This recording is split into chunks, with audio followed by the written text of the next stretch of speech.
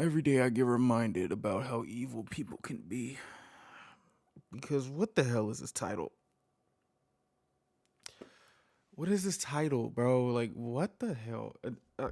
French husband drugged wife nightly so 72 men could essay her without her knowledge for 10 years.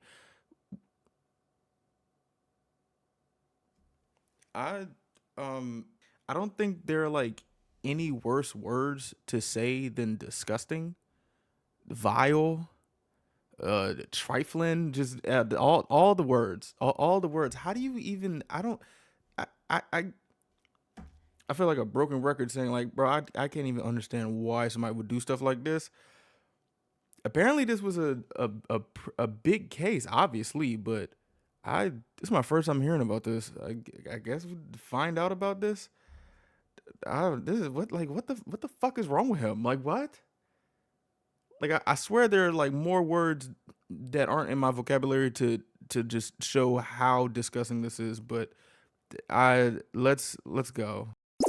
The thoughts, views, and opinions expressed by the host of this show are for authentic, honest, and entertaining purposes. Unless you don't think I'm entertaining. I repeat, this is my opinion. I am not telling you how or what to think or feel, but I do encourage you to speak your mind and have conversations. Just don't do too much. Also, this video is brought to you by Sebastine's Patreon, where you can access over 1,000 videos of exclusive content. If you want to subscribe and support this amazing community, click the link in the description below, and thank you for everything. Enjoy the video. Let's go. Oh my gosh, what the fuck? Bada bing, bada boo. The fuck? Dominique doesn't know it yet, but his wife is about to divorce him. They have been married for 50 years. They have 50? 3 children together. They have 6, almost 7 grandchildren together. 50 years? Damn. They're in their 60s, but Gisèle, his wife, is about to divorce him. It's never an easy thing to tell your partner that you've been arrested. For what? There's these 2 girls at the supermarket. Well, the officer says there's 3 girls. There might have been a phone placed underneath their skirts as they bent down to grab items from the bottom shelf. The phone might have also been on camera mode and perhaps Might have been my ass, you freaky fuck. recording.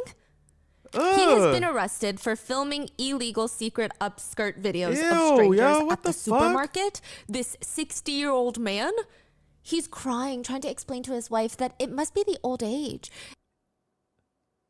Excuse me? What do you mean the old age? What old age? No, there's no old age that turns you into a creep. You just a creep. What are you talking about? It may be the old age. No, get the fuck out of here. I'm glad you're getting divorced. Fuck out of here. It must be the madness. I mean, maybe it's dementia. Dementia not gonna have you do that. Don't. I don't. That's a very sensitive subject. I'm not gonna say anything further to that. But he's lying. What? There's no way that this is really him. He's never done anything like this for the past 50 years, so why would he start now? He's trying to explain this whole thing. It's just silly. Gisèle is almost kind of relieved. Maybe it's all some sort of big misunderstanding. Perhaps he was recording something with his phone. He dropped it, and then a woman happened to walk over it, and in this moment of temporary madness, he just picked up his phone, saved the video. Gisèle even follows her husband to the police station to sort things out. On the way, he does not seem anxious or stressed. This is all one big misunderstanding. I mean, surely. Bro, what? Why is she going to police station? She probably don't trust them. him. About the video? Yes, so she needs to go to the police station because they just need to do some paperwork now. The police calling him. Yes, it's not a big deal. Damn. It's just a big misunderstanding. She's going as moral support. I mean, they're all going to figure this out. She waits in the waiting room. He gets taken into an interrogation room. After an hour, Gisèle is asked to come into a room. And the officers have a few questions for her. For me?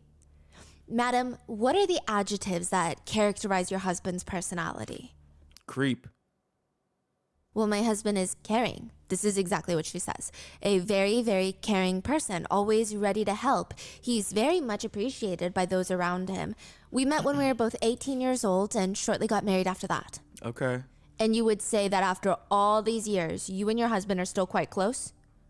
Well, yes, of course we experienced our lows, but we've always managed to overcome them. Do you have any friends in the area? Are you inviting them over often? I'm gonna be honest with you. I would be nervous because why are you asking me these questions? Like that would antennas would just spring up. I'm not gonna lie to you, because what? Yes, of course. We have friends. We invite them over for lunch, sometimes dinner. We lead just very normal lives. Okay. The line of questioning is definitely getting a little bit odd, but it just keeps getting weirder. Madam Gisèle, do you take naps often? How often do you take these naps? How often do you wake up in the mornings and you feel a little groggy? Do you always wake up feeling fresh every morning? How often are you and your husband intimate? Are you guys swingers?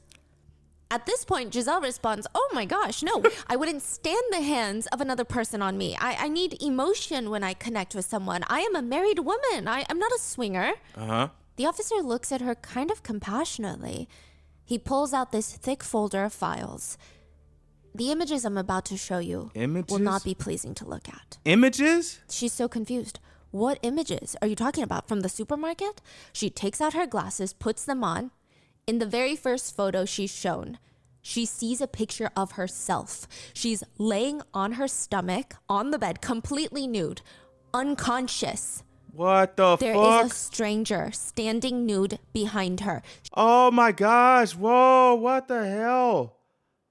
Bro, I'm not even going to say imagine, but like the oh my, what the fuck? She does not know this man. Oh. Then another photo, another strange man that she does not know. This is and sick. She does not remember these photos. Another man, a new strange man, each a different stranger, but she doesn't remember any of this.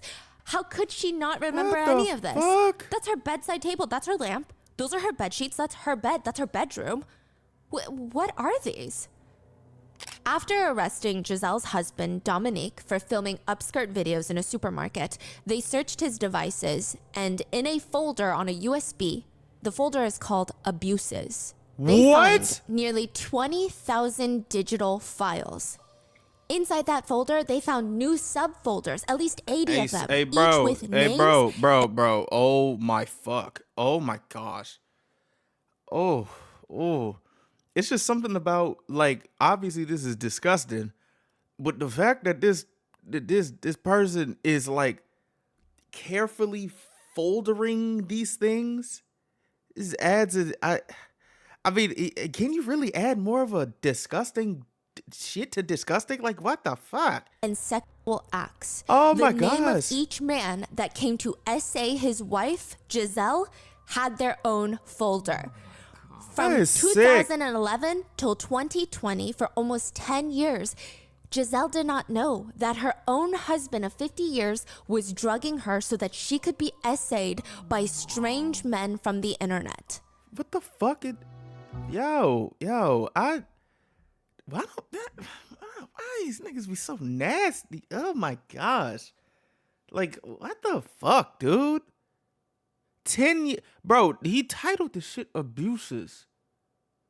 I'm hopeful he's definitely in jail, right? Like, what the fuck? Yo, this is sick. We would like to thank today's sponsors who have made it possible. This is sick. Sorry, Stephanie. 20,000 files. This is fucking sick. He needs to be under the jail. Like, under the jail.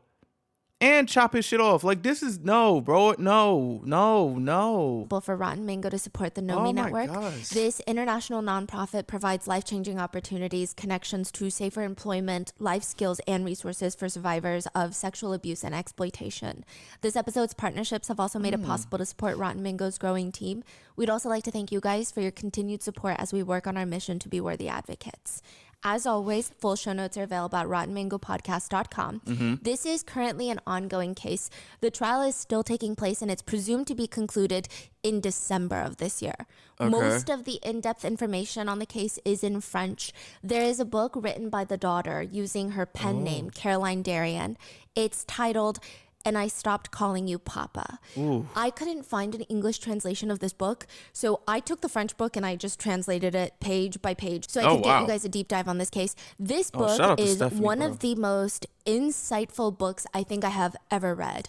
It is so incredibly raw in its honest depiction of how one deals with such an intimate betrayal. Her vulnerability has provided us with so much insight into what happened, not just in this case, but what's likely happening to women everywhere. So with that being said, a few disclaimers. Okay. Heavy themes of family essay abuse, as well as intentional drugging and use of illegal substances. If that is too much for you today, please be safe, take care of yourself, and we will see you in the next one. So with that being said, let's get into it. There's a medical mystery in the family. Gisèle is sick. A medical Gisèle's mystery? kids know that something is wrong with her. Okay. Sometimes she would call them, and in the middle of the phone conversation, she would start rambling. Or she sounds like she's in a fog and she doesn't understand what's going on, who she's on the phone with. Oh, no. Sometimes they'd be talking to her on the phone on Monday about something. They call her Tuesday. She doesn't remember a single thing about yesterday's conversation. Other times, she would be FaceTiming one of her 6 grandchildren, and the kids would be excitedly telling her about their weekend, but Gisèle would just start asking some incoherent questions. The questions are not even related to what the child is talking about, but the questions itself don't make sense. That is scary, bro. And also, like, the fact that she's older, it probably would be like a little bit harder to, like, I guess track to see like what's happening. Like yo, this nigga is sick, fool. What the fuck? It's starting to scare the kids. Like, what's wrong with grandma? Caroline, one of Gisèle's kids, would take the phone. Mom, what's going on? Are you all right? One time she asked, Mom, what day is it today? Gisèle couldn't even answer. Oh, this is so Gisèle sad. did not know what day it was. Her 3 adult children, they live hundreds of miles away. They live in Paris, and Gisèle and her husband, Dominique, they live in like the south of France, the mountainside, in a tiny little town. When did this happen? Like this whole she not asking weird questions? From 2011 to 2020. The fuck? Oh, so this whole time she's not doing well. No. So Gisèle's 3 adult children, they would have these conversations about her. I mean, I'm worried about mom, you know? What if it's Alzheimer's? They would ask each other about dad. Well, what does dad think? Dominique, the dad, always downplayed it. Your mother doesn't know how to save herself. She's always on the move. She's hyperactive. If she could just rest without worrying about every little detail, you know how she is. But still, maybe it's best if she sees some sort of neurologist. Yeah, no? what? Yeah. She had her scans done. Nothing. There is nothing wrong with her. She spoke to multiple neurologists. Nothing is wrong with her. Their uncle, a retired doctor, mentioned an analogy that made sense for the whole family. It's on par with what their dad was saying. The former doctor, the uncle, says, I think it's like when a bag of a vacuum cleaner is full, the machine stops so it doesn't burn out. That's how you disconnect and you recharge your batteries. Okay. She just needs to recharge. Everyone thought that's... Okay, so what if she rests and the same thing happens? Then what? Pretty simple. Maybe it just ends there. The solution is that. Just get some rest, enjoy the retired life, take it easy, smell the roses, Gisèle. But in the next 8 years... For most of Gisèle's 60s, it just only gets worse. What Gisèle the hell? has insomnia. She's losing chunks of her hair. Her weight is just shedding off. She's already quite a frail woman, and it's alarming when someone at that age starts just rapidly losing weight. She's losing 17 pounds in the span of just a few years. Oh my She's scared that gosh. she's going to suffer some sort of stroke, to the point where Gisèle, she stops driving. If she has a stroke on the road, God forbid she hits someone, she hurts herself. There are times that she remembers starting the evening, having dinner with a bunch of their friends that came over, and then nothing. It's just a blank after that. She doesn't know when they left. She doesn't know what happened during the dinner. She doesn't know how she got to bed. She just wakes up the next morning, not a single memory. This is terrifying. And the husband is over there, fucking Dominique, just saying, oh, well, she just, nigga, don't piss me off. Like, we down, no, boy, this is my mom, Slim. Like, what are you talking about? That, no, mom rest. Did she rest? Talking about just downplaying this shit. Well, that's your wife. Well, obviously, he don't give a fuck about her, but, yo. Man, fuck Dominique. It's not getting better. The hell? At one point, one of the adult children, the youngest son, he comes over to visit for the weekend with his kids. Go say hi to grandma. Go say hi to grandma, Gisèle, and grandpa. The truth is, he likely came over to make sure his mom was okay. But it's not okay. They're all sat at the dinner table getting ready to eat, and after a few minutes, a phone starts ringing. This is almost like a trigger or something. Gisèle goes to grab it, but her elbow almost gives out. She's scrambling, almost falling onto the table. Oh She's my sitting. gosh. It's like in slow motion. It's not a moment of genuine clumsiness. It looks like she's drunk, where the body moves slowly. She can't catch herself. It's like her body is suddenly drained of all its energy and she just deflates like a rag doll. He later tells his siblings, it's like she was under hypnosis. So strange. This is terrifying. Just What the motionless, limp. She had this blank stare all night. She wouldn't respond to us. Dad had to take her to bed. It's not until 2019 that Gisèle goes to see yet another neurologist. He tells her melatonin. Melatonin? Take some melatonin to go to sleep. More drugs? What? Yeah, that's it. That's his solution. What? Throughout the years, Gisèle had severe gynecological problems, and even those are all brushed off. What? Too much stress, they told her. Just calm down. It's impacting your whole system. On one occasion, Gisèle was so frustrated that, as a joke, she told her husband, Dominique, you must be drugging me. Because, I mean, normally I have excellent memory. This doesn't make sense. You know what they say? They say sometimes jokes got truth in them. What are the odds that you just make this joke? And what was his reaction? She was completely joking, and he just breaks down into tears. You really think that I could do something like that to you?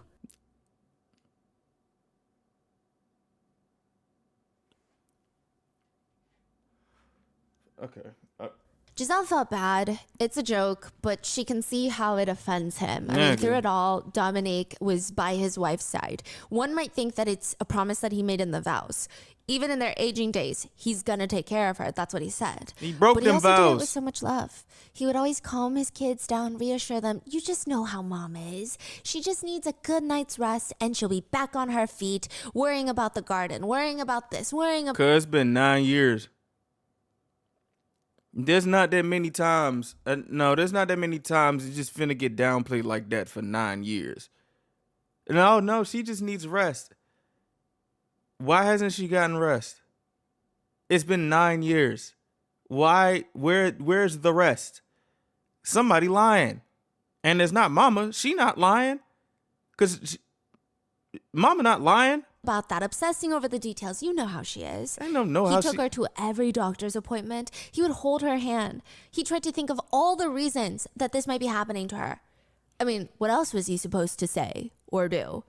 He could never tell the doctors. It had something to do with the lorazepam that he would crush up and mix into her dinners at night before he invited special guests over. Who? Dominique would post online about the few rules that he has. 1. No cologne, no fragrances, no smoking or tobacco. You got the audacity to have rules, nigga? You got the audacity to provide rules to this nasty shit? 2. Upon entering, you must wash your hands thoroughly in hot water or warm them up next to a heater. What? 3. By the time you leave the kitchen before heading upstairs, you must be fully nude. Leave all your clothes on the front porch. Who the fuck is 4. this? Park near the school and walk in the dark to not wake up the neighbors. 5. Your cell phone must be left in your car. Why such specific rules? Yeah, It's not what? random or specific for the sole purpose of being arbitrary. There is a reason behind every single one of these rules. fuck? 1. No fragrances. He said his wife is a light sleeper, doesn't want to wake his wife up with unfamiliar scents. 2. You must wash your hands in hot water. He can't risk having cold hands touch his wife. She might wake up from the sudden change in temperature. 3. Taking off clothes in the kitchen. That way, if his wife moves around or is about to wake up, the R-worders can hide without having to worry about picking up after their socks, their clothing, their little underwear left behind. Hey, shoot this nigga with a harpoon. What the fuck? Ugh. Like, what do we do? What are we doing? What are we doing? Like, what? 4. Obviously, he can't park outside in the driveway in case the neighbors see and they ask Gisèle about it the next morning. What if somebody sees somebody literally walk? And did somebody see one of these motherfuckers walk to the house or something? And the phone's got to be left in the car in case it vibrates or rings and wakes people up in the house. Because how do you explain that you've just invited over strange men from the online forum to come and essay your wife? What the fuck? Dominique would post pictures of his wife, Bro, Gisèle, look at all him. nude or in very skimpy sexual lingerie and in very suggestive poses. In each and every single picture, she is completely unconscious. Oh my gosh, bro. In each posting, he would even offer to show videos of previous strangers essaying his wife to help get that initial arousal started. Ew, So yo. the guy's face are in there too, right? Yes. Wow. He's posting on a forum called Without Them Knowing. It's part of a bigger website where the chat messages are immediately erased after a few hours. It's a very controversial website to begin with. I think this website alone has been the topic of about 20,000 investigations in France. I mean, the name. It has been since shut down. Good. At one point, the site was linked to investigations into pedophilic activity, racist activity, as well as selling drugs online. Oh gosh. But on this particular forum, on this website, the Without Them Knowing, it was active in 2020. Some members would come onto the forum to post photos and videos of their partners without their consent. Most of them were alarmingly young. Other times, members would come together to talk about performing sexual acts on their unknowing, non-consensual partners, and most of the time, their partners have been drugged. That's where Dominique is posting about his wife. He did not ask for any sort of payment. This wasn't some sort of one-for-one situation either. Crime for... There's like, okay, hold on. Because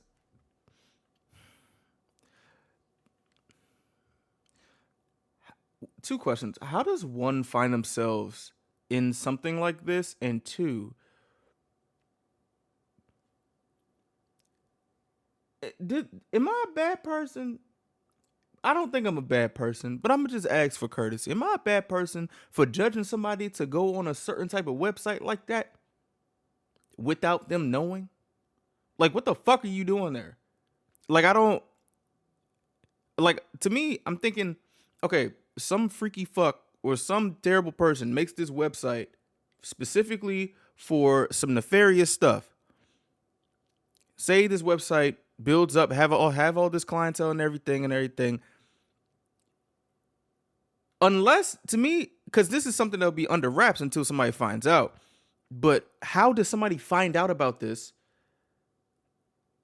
and reports it? Like, how does somebody get word about something like this? And I'm saying, like, there's a fine line between judging somebody for being on this website, unless you are like a detective or a police officer or a whistleblower or something. But it's a fine line, because who's to say that you're not on no crazy shit like this either? Like, this is these types of websites and everything. It's just like, you gotta be going looking for it. That's a sick ass search history to have, you going to look for it. How does that? That's question 3. How does something like that even get exposed like that? Like, how does somebody get word of it? I don't know. What? A crime. All Dominique demanded from them was that he be allowed to film the whole crime, the whole thing. Bro, what? Once these men would sneak into his marital home, Dominique would meticulously film each of the essay incidents. Some of them lasted 5 to 6 hours. What? They were all filmed, recorded. Hey, you know what, bro? It's not even a simple fact that, like, I mean, this is layered of fucked up. This, call him D. I don't really want to say his name. You married to your wife for 50 years. But in 2011, you just had the bright idea to do this. What have you been planning? Because this doesn't seem like something that somebody just has like, oh, epiphany. You know what? I just want to do this to my wife of 50 years. Like, there has to be something, and I could be wrong as hell, but I don't care. This is a sexual crime, so I'm just like, fool. I'm saying I don't care in terms of like on Dominique's side, because fuck that nigga. How in the hell does something click in your mind for you to do this? And you've been married for 50 years. You can only imagine what type of nasty shit he's on. Like, he's doing upskirts in public and everything. Like, how do we get these people off these streets, bro? 'Cause you don't even know. You probably can't even suspect it, and it's really scary. Like, oh my fucking goodness, bro. Like, what type of, oh gosh. And logged, kept in his precious USB drive under a file titled Abuses. Gisèle broke down when she saw those videos and photos of her. She said, I was his thing. Upon finding out the truth of what happened for the past 10 years of her marriage, what her mysterious health issues were caused by, Gisèle immediately leaves her husband of 50 years. She packs her things, leaves the house. Shout out to her. Their daughter Caroline says in the book, my mother left her marital home with hardly a tear. 50 years of a shared life suddenly vanished. I saw her packing boxes, sorting through furniture, emptying their closets, taking down photos with incredible dignity. Frail, exhausted, yet modest. Shout out to Resilient. Gisèle, She had man. no choice. She had to leave. A member of the family said for crimes like this, chemical submission is what they call it. You're forcing someone to submit through chemicals. Technically, date rape would be inside of this category. But chemical submission, a lot of the times when you hear it referred to in France, it's almost someone you know. It's like a friend or in a social environment. Okay. It's not a stranger at a club. It can often be your own partner. That's fucking crazy. So someone That's fucking you know crazy. drugs you and then That's essays crazy. you Yes. is called chemical submission. That is Yes. crazy. That is so crazy. I mean, it does apply to strangers, but it seems like more often than not, it is someone you know. Because I think there is do you this do this to- connotation of date rape being between How can you do this to your wife? Yo, what the fuck? Oh my gosh. strangers or like acquaintances. But chemical submission, there's almost this feeling of it happens inside the home. It could happen between fathers and daughters, Yeah. husband to wife. It's which can be even worse because Yes. you just broke that trust. Yes, Right. and you likely don't know what's going on at all. Now, chemical submission is insidious. It's so hard to detect, so much so that Insidious. months, That's a- even years can okay. go by without anyone noticing anything. It's like turning off a lamp. She becomes an inert thing, a puppet at the mercy of the aggressor. There is this illusion that the victim will feel nothing, that she will have forgotten everything upon waking up, but that is not true. The victim does not forget everything. Even if they were drugged and don't remember, their body and their unconscious states bear the scars of brutality. Yeah. Gisèle's daughter said, my father offered his wife to the first person who came along without even demanding protected. Sometimes he even forbade the wearing of condoms. Gisèle would soon get a call of It's just the layers of insidiousness. very bad news afterwards. What do you mean? One of the perpetrators was HIV positive. All right, bruh. He had All come right, to- bruh. All right, bruh. See, bro, I just had a flash of rage. Just fucking, yo.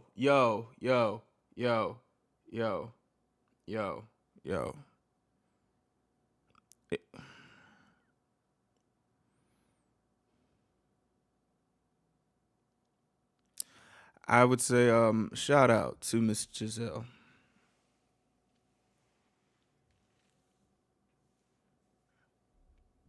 But I'm gonna be honest with you. If she chose the other route of getting that motherfucker out of there, hey, I wouldn't really bat an eye. Cause what the fuck is wrong with this nigga, bro? Like what?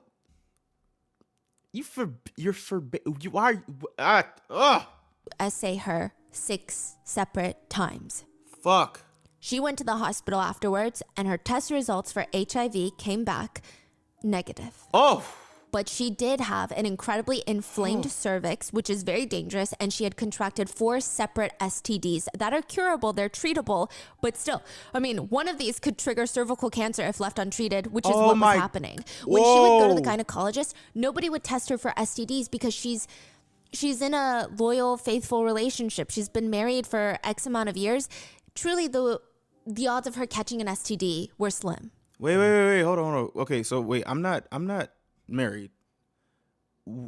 Is it?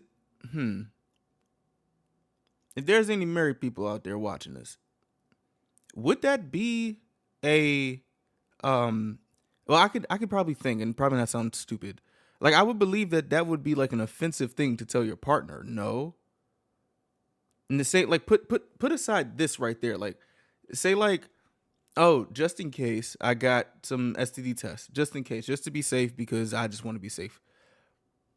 Like, how would that come off to you? I would say, like, on a surface level, like, I would imagine, like, you would probably be like, what the fuck? Wait, why? Why? What's going on? I mean, obviously that would be a conversation, but like, I'm asking, like, what would be your initial reaction? So when she was being filmed, was the husband in the room too? Yes. And he would watch, he would film, and he would call her hundreds of times. What the fuck? At 42 years old, Caroline's life is perfect. This is their only daughter. So they have 3 kids, 2 sons and a daughter, Caroline. Caroline is the one who authored the book. Her life is genuinely very mundane, is how she describes it, until she finds out that her mom is an SA victim of over at least 50 men, and her dad is the main perpetrator. Caroline says, at that moment, my 42-year-old life, I have a job that I'm passionate about. I have a husband, I have a child, a house, a simple life, ignorant of earthquakes, a privileged life, living each day thinking tomorrow will be a promise, not a threat. My life revolves around my family. I mean, all of it is absolutely mundane, but nobody measures the price of mundane until it's lost.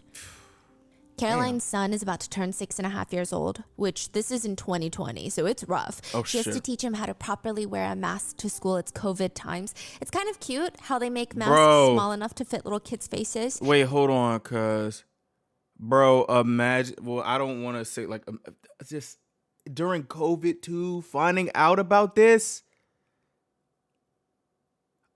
You just adding. Oh my gosh. But while practicing how to wear the mask properly, Caroline takes a picture, posts it onto her Facebook, and immediately Caroline's father, Dominique, comments, "My poor little Tom." These are all fake names, by the way. So you Okay. can find Gisèle and Dominique's names online now. You'll see why they've requested it for it to be public. Caroline Darian, I believe, is a pen name. Her brothers are listed under fake names in her book. You can find their real names online right now, but I'm going to go with the pseudonyms as well Okay. as for her son. All right. Immediately, father comments online, "My poor little Tom. Good luck for this rather special back to school. Your papa who loves you." Nigga, fuck you. That would be the last time Caroline would ever interact with her father. Oh, wow. Oh, shit. November 2nd, 2020, Caroline's husband, Paul, receives a voicemail on the family landline. Caroline's at work. He goes to the phone. He picks it up. It's Caroline's mom, Gisèle. "It's me. It's urgent. It concerns Dominique, your dad. Call me back, please." Okay. Caroline says they're instantly going into panic. Paul's panicking because this is the height of COVID. Dominique has respiratory problems. We don't know what's going to happen. Naturally, they believe he's in the ICU. But then another voicemail. You have one unheard voicemail from the local police lieutenant. Paul doesn't listen to that one. Instead, he calls his mother-in-law back first. "Wait, what's going on, Gisèle? What's happening?" "Dominique, he's going to be incarcerated. He was caught in the act, filming under the skirts of 3 women in a supermarket. He was held in custody for 48 hours, then released. And in the meantime, the police had searched his mobile phone, several SIM cards, his camcorder, his laptop. It's much more serious than that. The facts..." I don't know what I would do if I heard that. I'm gonna be honest with you. Like, I probably would not even answer his call. But actually, no, I'm not answering his call. Like, what the fuck? What the fuck? Oh my They're gosh. much more serious.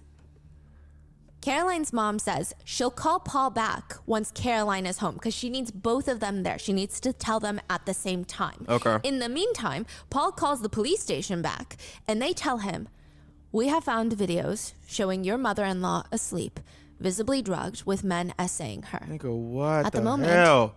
73 73. as we speak. We 7. have identified at least 50 of them. Your father-in-law was very organized. He photographed and filmed all the acts. That ain't my dad no more. Just call him Dominique. That ain't my pops. I ain't gonna lie to you. Ain't none of that shit no more. Hell no. Hell no. Fuck no. Fuck no. Myself had a lot of trouble watching all the videos, but we are far from having finished assessing everything. Oh my gosh. Paul and the police are terrified for Gisèle's life. The amount of drugs that must have been carelessly and recklessly, heartlessly shoved into her system. Yeah. She's elderly. And now all the trauma that comes with all of this.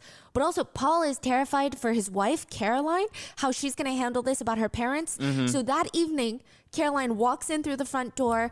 Tom's running around going crazy because Tom is ignorant to all of this. Tom is a child.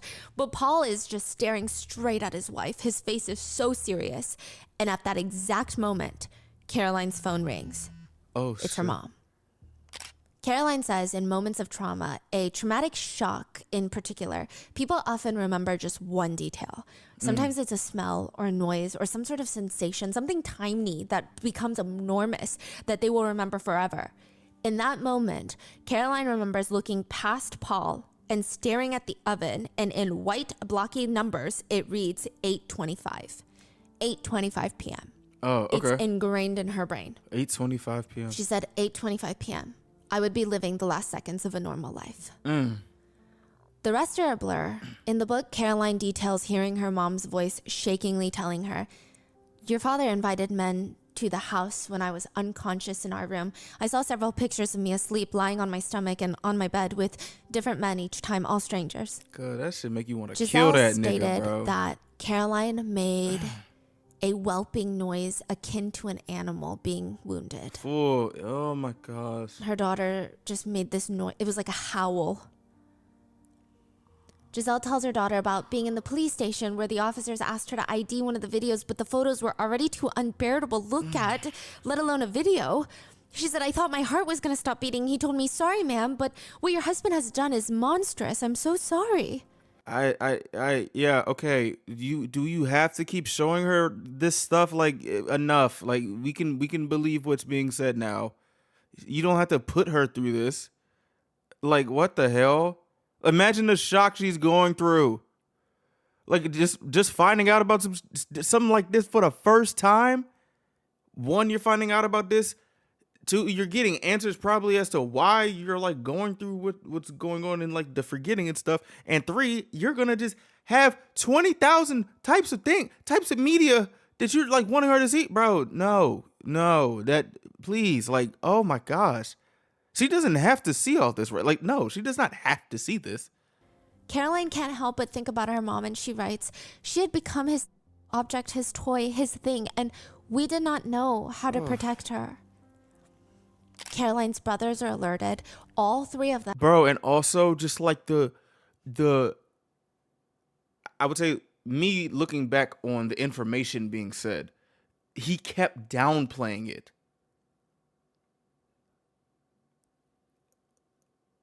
Like, I don't know if they were like thinking about that. Like, bro, we trusted him with our moms. I would not judge if you had some type of energy that you wanted to kill that motherfucker, man. They rush to meet up with Gisèle and take her away from this small little mountain town. Together, they go to the police station, and the siblings are old. They're all adults. And they're informed, "Your father has been drugging your mother regularly for at least 8 years to essay her. He filmed her and posted some images on the internet. Oh my gosh. Since September 2013, he has invited out at least 53 individuals to abuse your unconscious mother. He posted photos of her to bait them and shared his fantasies. He did not request financial compensation." He just did it for... Caroline said she found that more perverted. Yeah, more like perverse. what? She said, "My father has always had money problems, but he did not do business with my mother. That means he was acting then purely for his own pleasure." That's Caroline sick. said she had to know. She asked the detective sitting there, and she's like, "I don't even know if I want to know the answer to this. Did my father show any remorse for my mother, for his children, his grandchildren, for betraying his whole family like Of this?" course not. No. No, hell, Your of father course not. simply Fuck that thanked us nigga. for taking the weight off his shoulders. Oh, he's the devil. Oh, nah, he's the devil. Oh, nah. Yep. Yeah, no collect calls for you. No, none of that. No, you're done. You're done. You already been done. You just adding more to this shit. Fuck this nigga, bro. I'm gonna wait to see if he's incarcerated or something after the trial. Caroline and her siblings, they leave the police station. Fuck. They're fuming. But right when they get to their parents' house, because Dominique is already detained at this point, so he's not there. They're trying to help Gisèle pack her things, trying to leave. Caroline gets a call from the police officers. Hello? Yes. They tell her that she needs to come back to the police station. Why? Well, surely it can wait till tomorrow. No, it cannot. Why? And she remembers checking the clock. 5:25 p.m. The kitchen microwave was singed into her brain, and Right. she knew that this was an omen. This can't be good. It only gets worse when she arrives at the police station with her little brother, Julian, fake name. They won't let her brother come into the room with her. He Why? has to wait outside. Wait, why? She sits down in this interrogation my room bad. practically, and the officers show her these giant computer monitors with big blue folders, and the officer is oddly calm. He tells her, there is nothing that you cannot overcome in this life. What? To the daughter? Yeah. There is nothing that you cannot overcome in this life? That's the first thing that you say when she walks in the...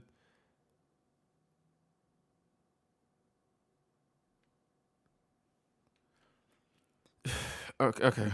She's like, what are you talking about? I just need to know if you recognize yourself in any of these photos. What? He shows her a few images. He shows her the first photo. She's probably not even breathing at this point. It's of a woman in bed with her butt exposed. It's not her. It's not me. It's not me. Then another picture. Boy. It seems like the same brown-haired woman, but not the same bedroom or the same pajamas or even the same underwear. I'm sorry, I don't recognize her.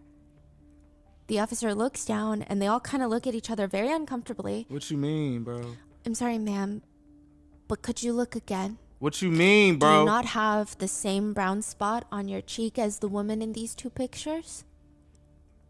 What? She looks back at the photos and she says in that moment, tingling in her body, stars like spots prevent me from seeing clearly. My ears start buzzing. I go backwards. It's her. She didn't recognize herself because probably her brain and the trauma, and she's like, no, I refuse. But also, those aren't her clothes. That's not her. Hey, Slim, this nigga gotta die. He gotta die. Then nah. I didn't even think it would get this worse. I didn't think it would get worse. This was already horrible.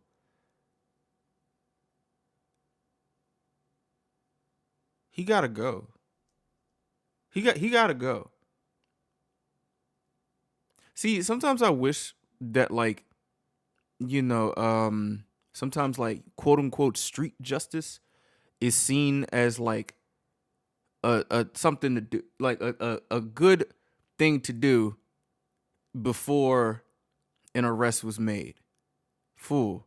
They would. You would have had to jump that nigga, gang. You did jump, man, and then take him in, beat his ass like Batman. This is no. Underwear. She's been put into What some sort of the lingerie fuck? that is not hers. She cannot even, and she looks drugged. You know, if you ever see pictures of yourself, if you've ever been blackout drunk, which is so dangerous, if you ever Yeah. see pictures of yourself, it almost doesn't look like you because you're like, that doesn't even, because your muscles are not working like they normally do.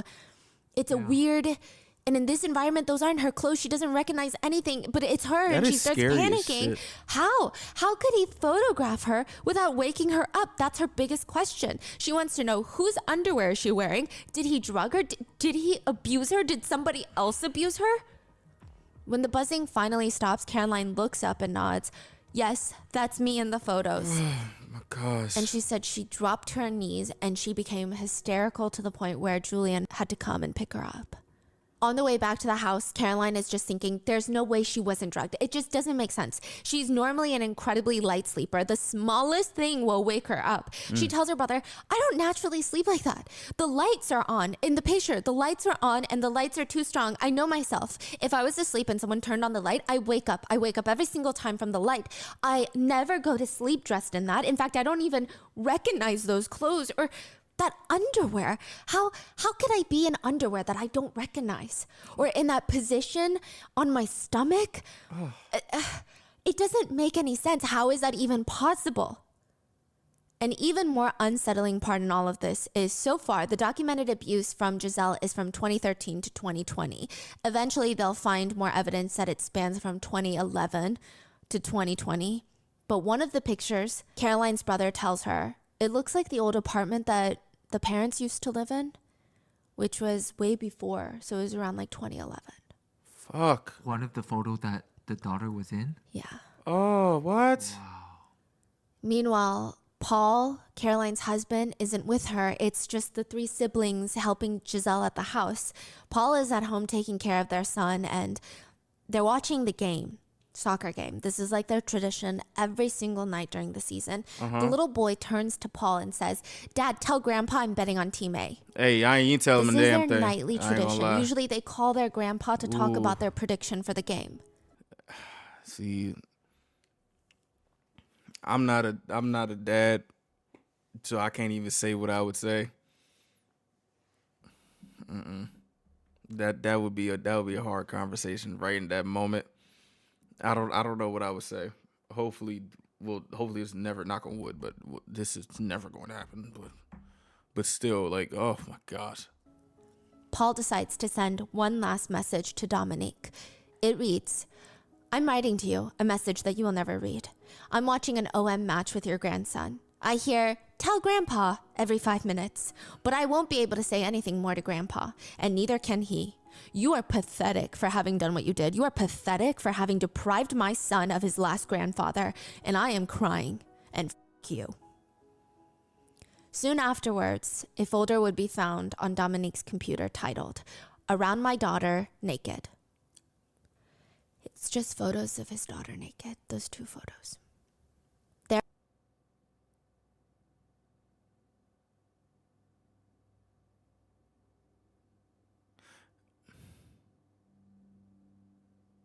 It's so scary to know that there are like people in this world who just be on that shit, and you will probably never even know until something comes to light about them.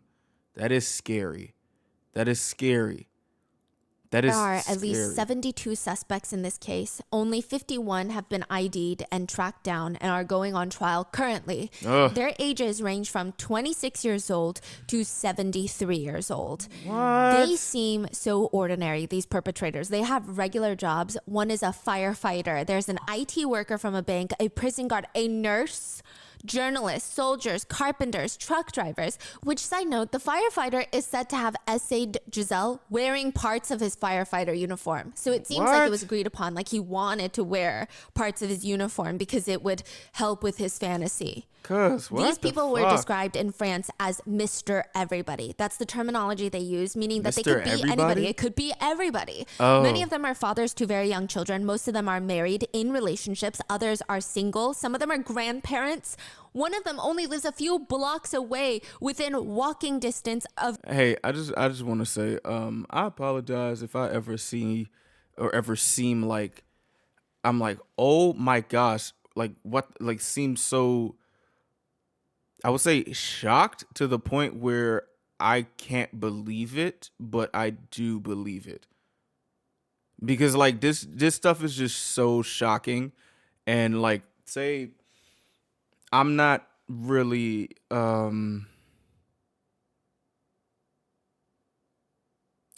would say not abreast to these types of things being a possibility until it's like, you know, like I find out about this. Now I'm like imagining how like, man, it must be scary as shit to be a woman, cause like this is really fucking crazy. Like I ain't gonna lie to you. I just want to apologize for if I ever come off like ignorant.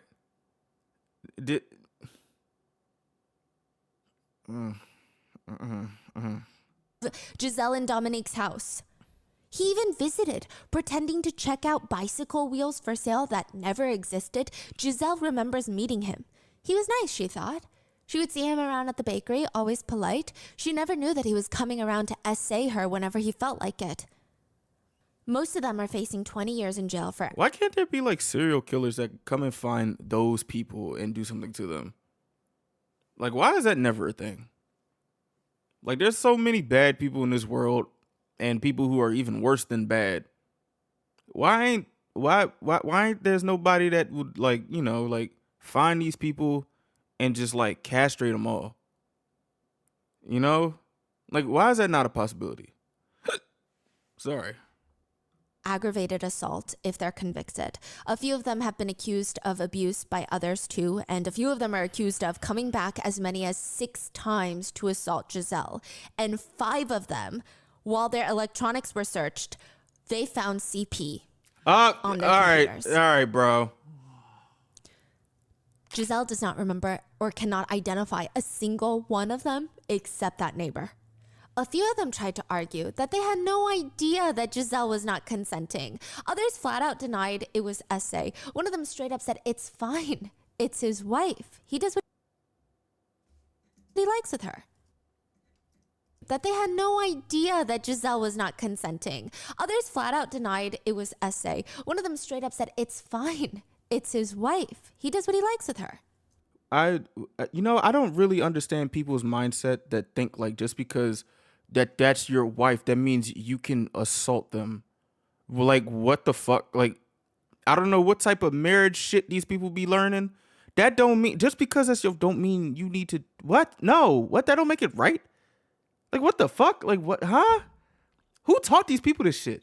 Like, honestly, who taught these people that, oh yeah, that's his wife. It's not rape. Like, what? Who the fuck? Huh? Who told you this? Like, that's the shit that I'm talking about. Like, how? Who's teaching this shit? Another attorney repping one of the perpetrators states, "Well, this relations did in fact take place, but it's part of a game between the husband and wife, Dominique and Gisèle." And you played a fucked up game. There are some games that are illegal. You played an illegal game. Fuck you. Niggas arguing some, like, huh? My client was invited to take part in it. He was not aware that Gisèle was drugged or under any sort of medications, which Gisèle's attorneys have stated is very vile to even say out loud. Yeah, They like say, what? "It's been very difficult. It is unbearable for Gisèle to hear people say that they thought she was pretending to be asleep and they were convinced it was consensual. She had no idea what was being inflicted on her. She has no memory of these essays that she suffered for the past 10 years. And also that this was like a fucking Craigslist ad on theywillneverknow.com. Huh? Like, what are we talking about? What? You on this nasty ass website talking about something? I thought it was it. Then they will put this on theyprobably-will-know.com, not theywillneverknow.com. Like, what are we doing? Like, what are we talking about? The firefighter insists he didn't. You literally there's a rule book.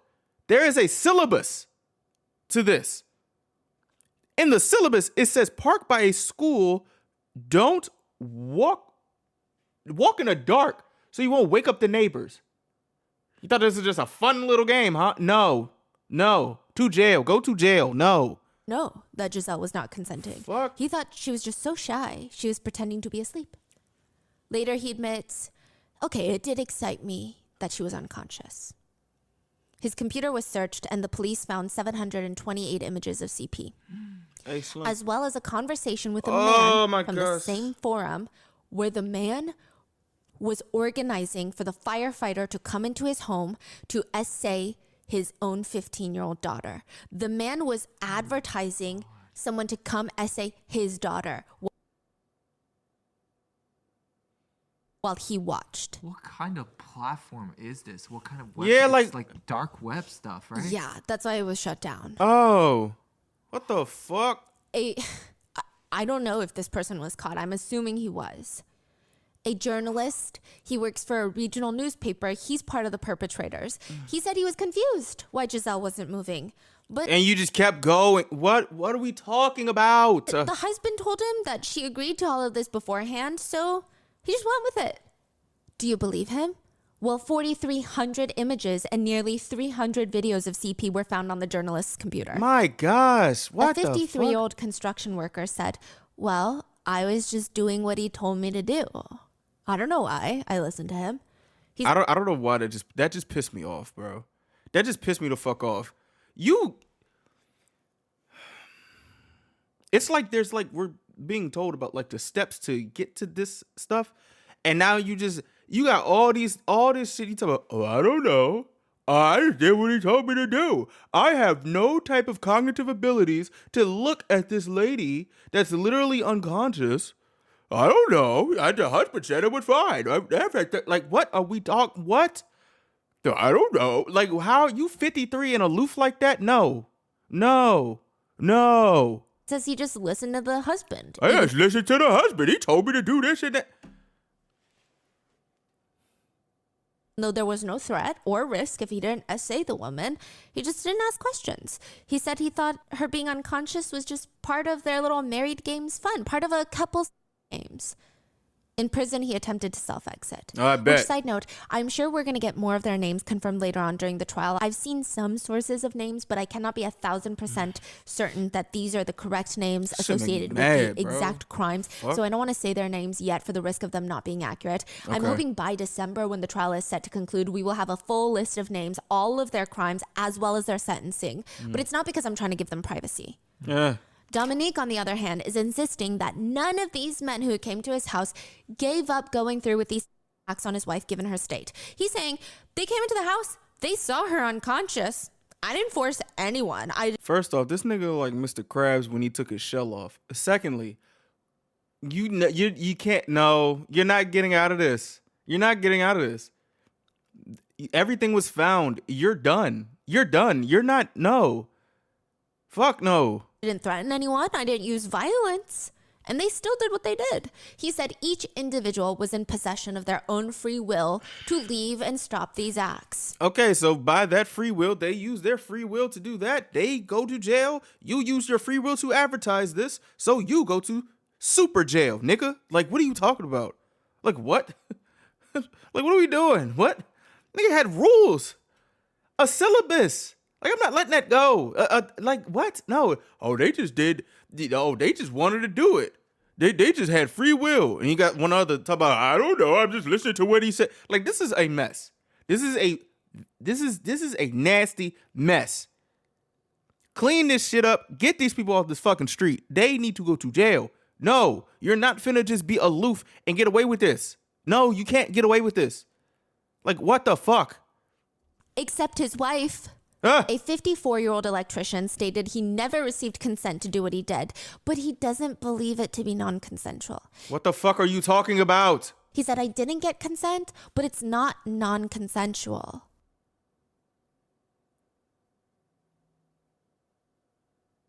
Am I dumb? Am I stupid? Why?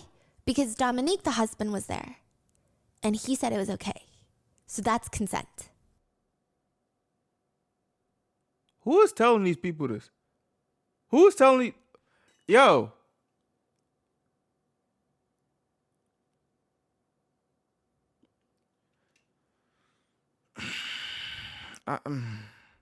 We live in a world where at least one man out there that's truly being ultra conservative, one man out there believes a husband can just give consent on behalf of his wife. Yeah, like what the fuck? As a husband, you own your wife's body and you can freely dispose of it as you wish. I don't, who be teaching these people stuff, bro? I don't, man, oh my gosh. Actually, a few more, because another perpetrator said, well, since the husband was present, it's not. Besides, she never said no. She didn't say yes. Nick, well, I was about to throw this water bottle at the TV. I ain't gonna lie to you. I'm so happy I had restraint right there. I hate people who act dumb like that. Oh no, she didn't say no. Did she say yes? No, but she didn't say no.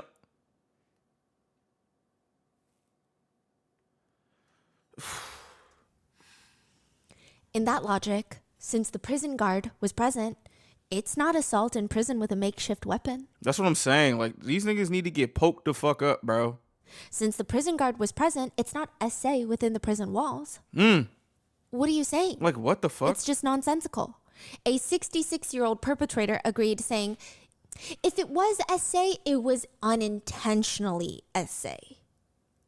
He said he didn't feel remorse because at the end of the day, he didn't go there with the intention of essaying someone.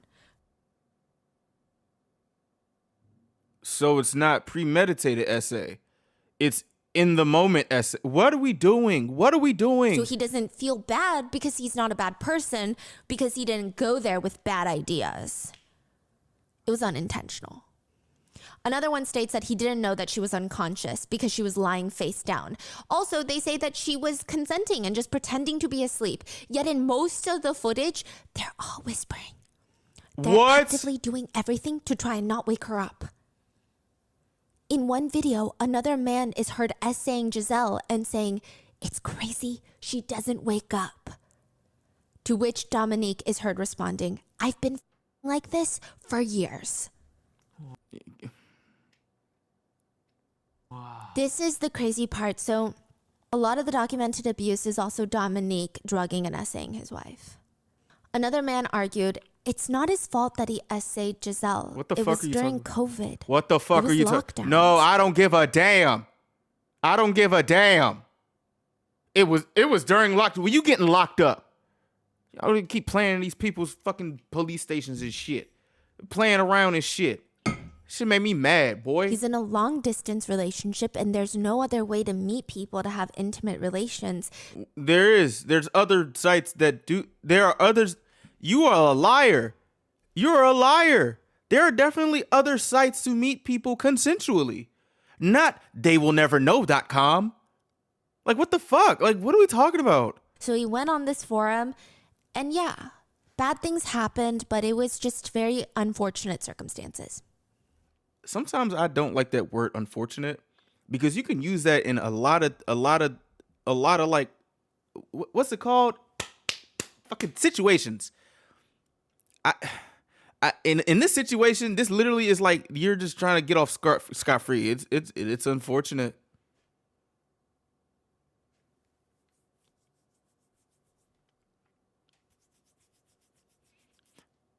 Do I got dumbass written on my fucking head? Like, for real. Like, I feel like I'm going crazy. I'm only 26. You got these old niggas acting like they're fucking 5. I've never seen this many people try to pull out any type of excuse out of their ass. Like, what? What are we talking about? It's COVID. We're in lockdown. I there's no other way to. Oh my gosh. Yeah, COVID lockdowns should equate to committing felonies. Yeah, like what the fuck? Another perpetrator, a truck driver, just stated that Gisèle being completely submissive and reduced to a pure object truly excited him. The IT guy from the bank, he denied essaying Gisèle, but the police showed him the message he sent to Dominique that read, "Does the sleeping pill work? Let me know when it kicks in because I still have 20 minutes of driving ahead to get there." There were CP images found on his computer. Of course. Some of the perpetrators during depositions prided themselves in being part of the cuck community where they like to participate Hold on. in... Wait, hold on. There got to be another name for that. I ain't gonna lie to you because there are people who be on that type of stuff, but it be consensual. It gotta be another name for that. I'm not really fighting for the word cuck, but I'm just saying, like, bro, I'm not, this no blow should be softened here. These people are nasty and they need to be in jail.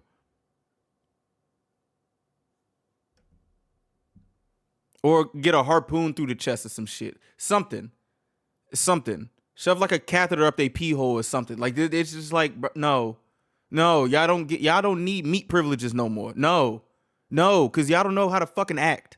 Y'all just have, like, what do you, having intimate relations with other people's partners while that partner watches.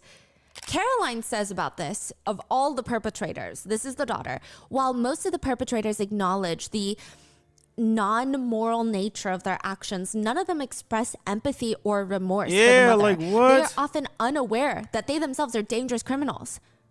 Gisèle says, "All I have to say is, it is an insult to my intelligence. These individuals were totally aware of what state I was in. I never knowingly took part in any of these things. How can you even try and make the public believe that a woman would knowingly take part in all of this? To those who deny it was essay, I say to them, for once in your life, take responsibility for your acts."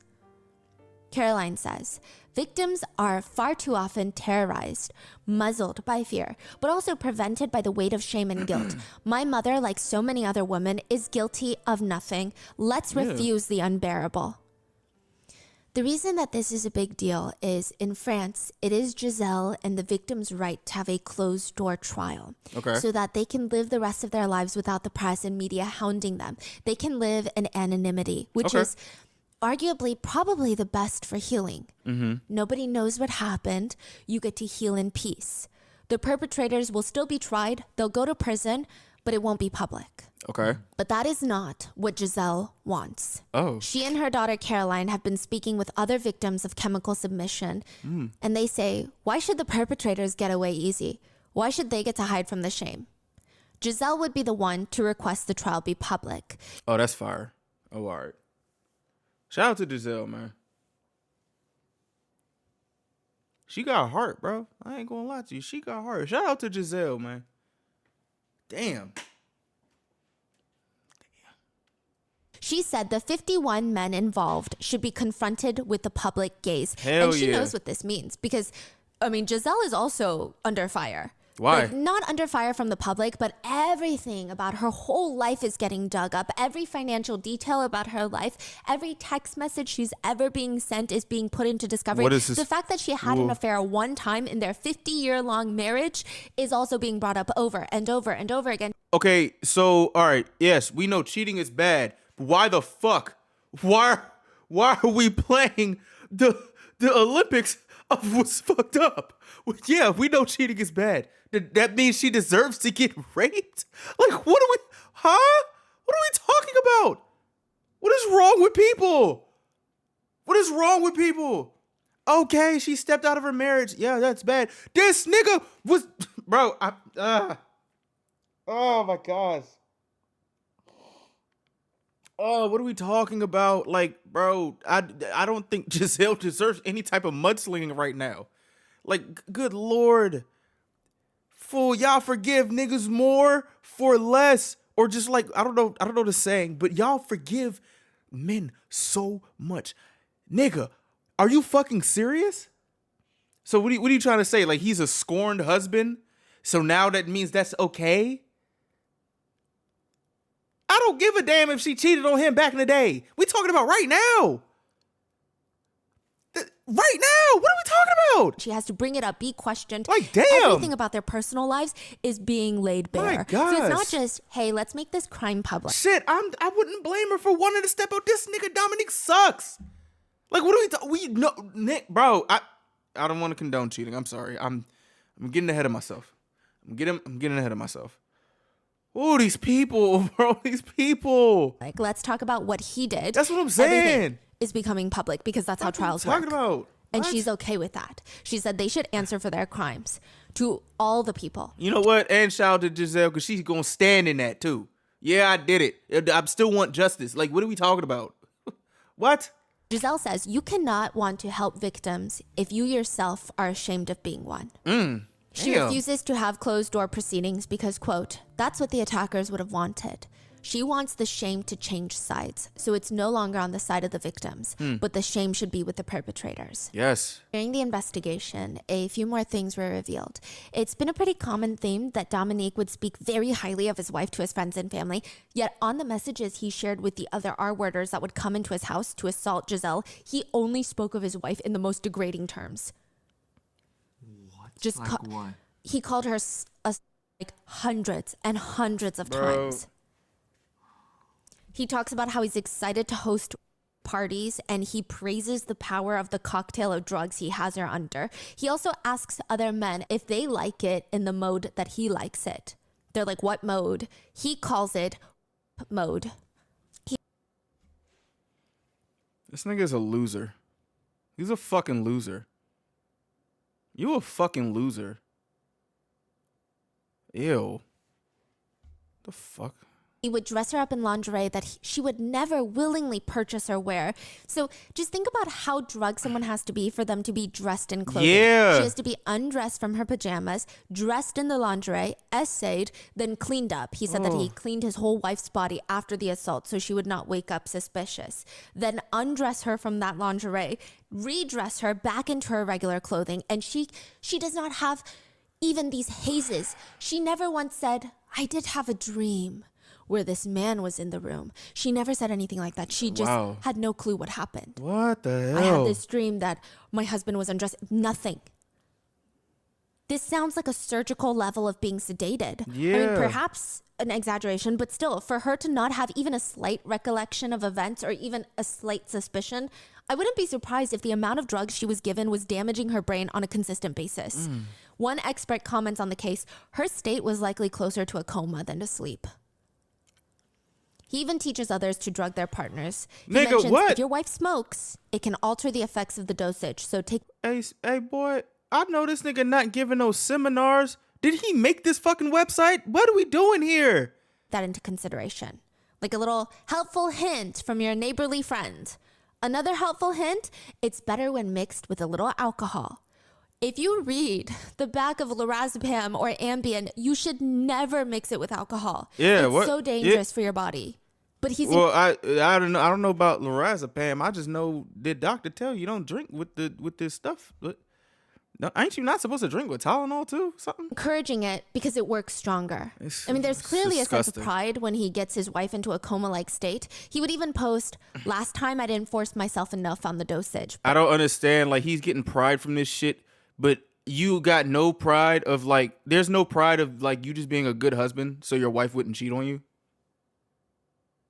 There's no pride in that. You just like, fuck it. I would take pride in the other thing. Like, what?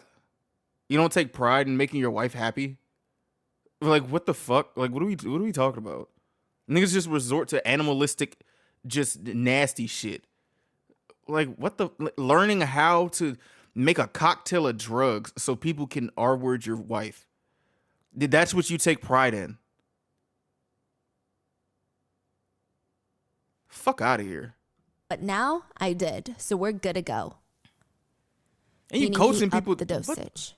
He would also send these hand-drawn sketches, maps of where to park their car at the park, how to walk on foot to their house without triggering any motion cameras or anything of neighbors. Remember how he never asked for financial compensation or a trade-off for the crimes that were committed on Gisèle? He did indeed, though, go to other people's homes. Dominique was not just the one inviting R-worders over. He was also an R-worder. He would go to other people's homes with the intention of essaying drugged wives, drugged victims. It doesn't appear that it's the same men that were coming to assault Gisèle, but still. He had been the drugger, the filmer, the facilitator, but also the assaulter. He writes on the forum that one time he was caught trying to assault a woman. He says it was a failed operation. That night, he walked into the bedroom and the victim had clearly suspected her husband. She did not drink whatever he had put in her glass. She poured it down the sink. She pretended to be asleep to see what the fuck was going on before turning on the light. She heard rustling. She heard whispering. She heard someone coming in. She whips on the light. Dominique is in the room trying to pull off his pants. And he writes on the forum, I was like a rabbit trapped in the headlights of a car. Damn, I thought I was done for. I was pulling down my pants. Boom, lights turn on. She's standing up next to the bed. The rest of the post goes on to scold the host husband for his lack of vigilance. He says he screwed up the entire plan. He could have ruined this all, is how he puts it. I pray to the Lord up above that I never meet anybody like this. He's describing this like this is like this is his high school football days. Like, what are you talking about? Pants down. Oh, boom, lights came on. What are we? And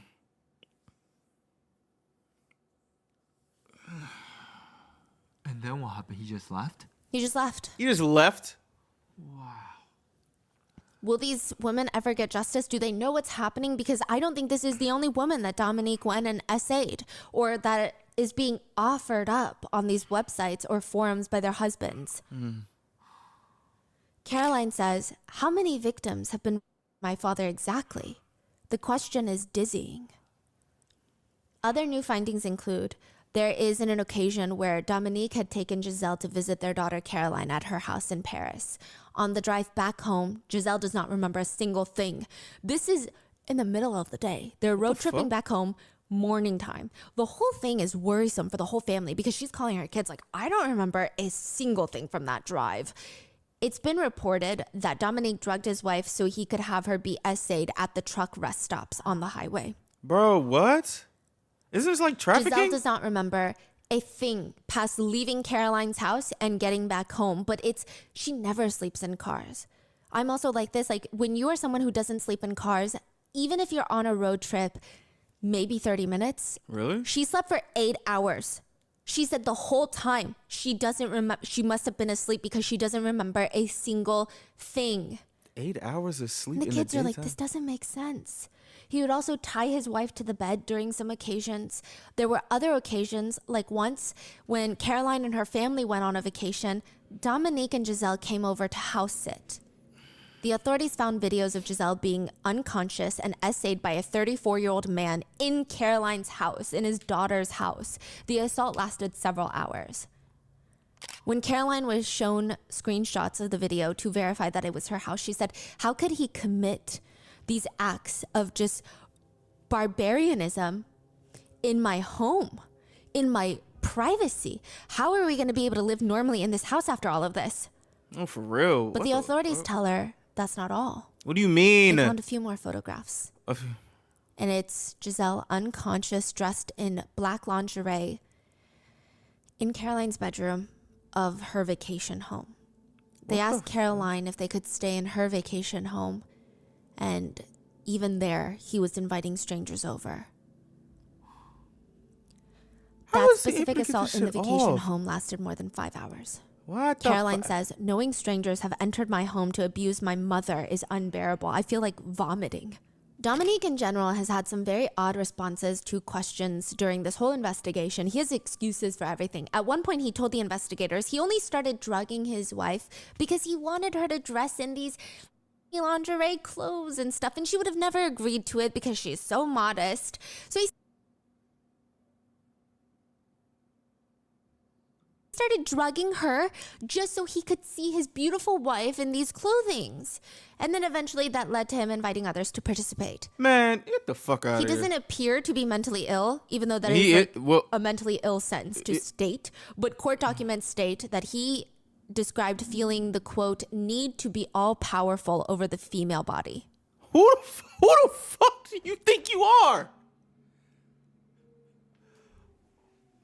All power. What is in these people's heads?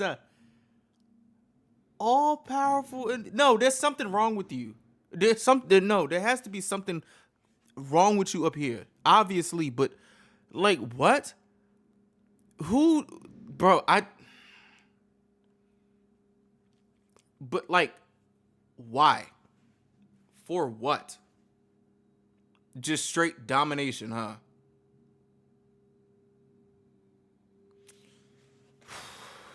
All powerful over the female body. What the fuck? Like, that don't even, this nigga is a loser. He is heard calling his wife hundreds of times in the videos while she's being essayed by strangers. He refers to his wife as a... He then later tells the judge he meant that as a compliment. He meant that as a compliment. And if your wife don't want to wear lingerie, do you think she would want to be called a slut? But he never called her a slut when she was awake. Huh. Okay. Okay. And in front of the judge, he only refers to his wife as a saint. The love of my life. She is a saint. Which is fascinating because he was just calling her hundreds of times in the crime videos. He states Gisèle was his first love, the only love of his whole life. He really, really loves her. Yet, folders on his computer are titled Her Abuses. Dominique was asked if he was attracted to his daughter, to which he responds he does not remember having those photos of his daughter nude in his possession, even though he okay, well, you have them. Why do you have these? What the fuck? must have drugged her and fully put her into lingerie and then taken those pictures. He states, yes, she is my daughter, but that doesn't mean anything to me. And you can see that, in addition, she is way too young compared to what I'm usually into. She's not my type at all. I never touched my daughter. Which is a very weird response. What do you mean what you're into? You was in the supermarket snapping upskirt pictures. What are you talking about? Well, sorry. No, that's your daughter. What the, like, what? What the fuck? Caroline said hearing those words, she felt, quote, an unquenchable rage. Yes, bro. But the biggest revelation came in March, 4 months after the initial supermarket investigation. 4 months later, both the two brothers, fake names, Julian and Thomas, their wives were asked to come to the police station. No way. Hey, bro, I ain't gonna lie to you. I think I might need a break. There's no fucking way. There's no way. There's no way. There's no way. There's no way. There's no way. There's no way. No. Please. Oh my gosh. What the fuck? Photos were found of the daughter-in-laws. When he would visit, it doesn't appear that they were drugged. It appears that he hid cameras in their bathroom and bedrooms to take pictures and videos of them changing and getting nude. He would hide cameras in his bathroom whenever they came to visit and stay for the weekend. He would post pictures of them onto these CD forums. And oddly enough, one of the crimes against one of his daughter-in-laws started when she became pregnant with his grandchild, which is a lot to unpack, like psychologically. In another picture of his other daughter-in-law, he had taken a picture of his computer screen with his daughter-in-law in the computer screen. Mm-hmm. And in that same photo, he's just aggressively self-pleasuring himself to his daughter-in-law. Bro, ew. He would then post those photos online with filthy, degrading comments against his family members. And side note, he would even post the pictures of his own daughter, Caroline, right? And they discovered that he's actually taken a few more photos of her getting undressed as recently as 2020. So in those, it doesn't appear that she's drugged, but when she's visiting, he would hide hidden cameras throughout the house. Here's the crazy part. He always referred and captioned his daughter's explicit photos as his wife's daughter. He never said, this is my daughter. Oh, he referred to her as wife's daughter. What the fuck? Caroline says he disassociates himself from his status as a father because he sees us as mere objects. Oh, all right. Well, don't call him father no more. Don't call him nothing. Shit. All right, you taking away your name for father? We ain't calling, he ain't nobody to us then, nigga. Fuck is you talking about? Nasty motherfucker. Yeah. Even with all of that coming to light, he still has the audacity to write to one of his sons. My son, I have thought for a long time since my detention before writing to a member of the family. I think your sensitivity as an artist will be able, I hope, to transmit these few words, which will be the last as a correction to all. I will respect your silence, which I understand. I tried to do my best until these last terrible dark years of my personality. I'm thinking of all of you. I miss you all very much. I wish everyone many beautiful things. And nigga, fuck you. No, I don't care about your wishes. You don't get no wishes. You don't get nothing. You will die in there. Talk about, I wish you more. No. How about that? No. Fuck. In your lives, I miss all the little ones, even if the last one is unknown to me. Maybe it's better that way. Know that your mom is and will still remain the love of my life. Like all of you, I will never forget your mother. I am aware of the harm and shame I have done to you, and I'm Well, your mother not gonna forget her, but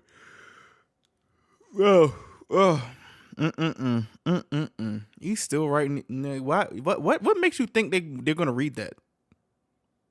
Like, what makes you think that? Treating myself here for this. The deprivation of liberty is less difficult to bear than the deprivation of your absences. I love you all and I kiss you all. No. Sorry, Dad. What? Caroline would state, no woman in our family was spared by my father. Yeah. Dominique has pled guilty of the charges against him, but there will still be a trial. He has charges of aggravated administration of harmful substances, invasion of privacy by fixing, recording, or transmitting the image of a person of a nature.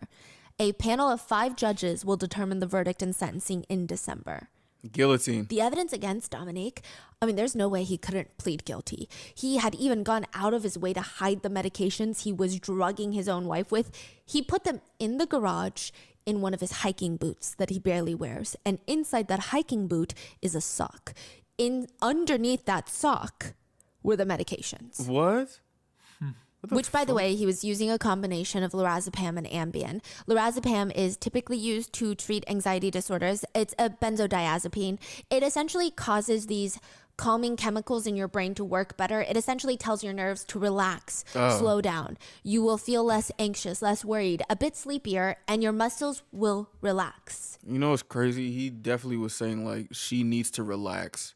That's adding, bro, this nigga is a loser.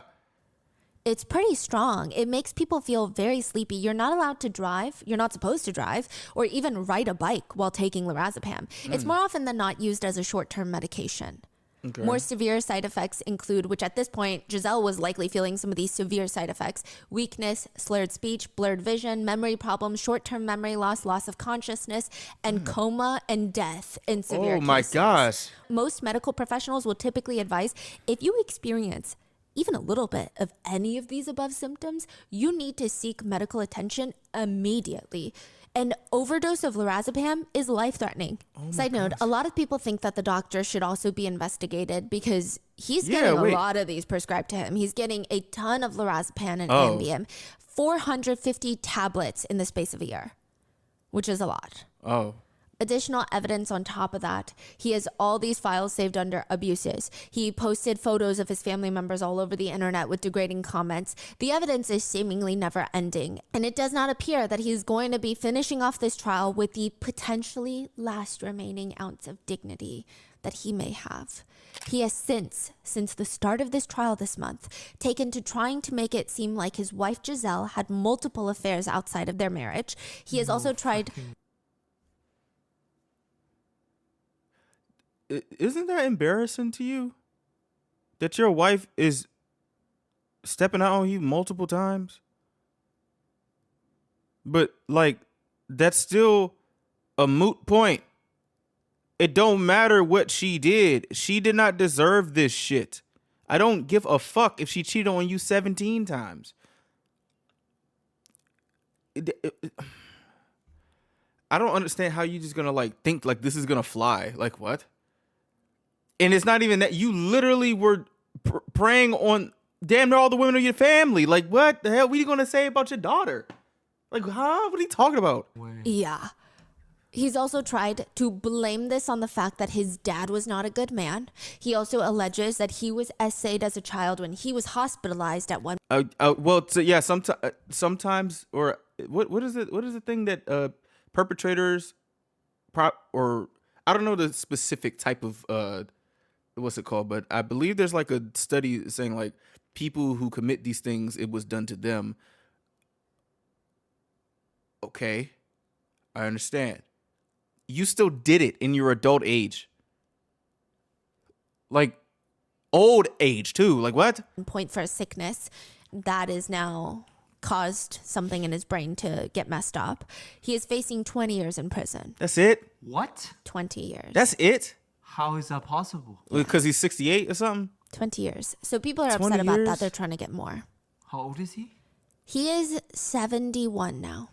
A lot of people wonder, how are there really no signs at all? I mean, no suspicion throughout the 50 years? Because, you know, I think in a lot of cases, people say, they're the perfect couple, they're the perfect couple. And then you get these court documents and you're like, well, they were the perfect couple on the outside. But look at all the people next to them that saw all these signs, right?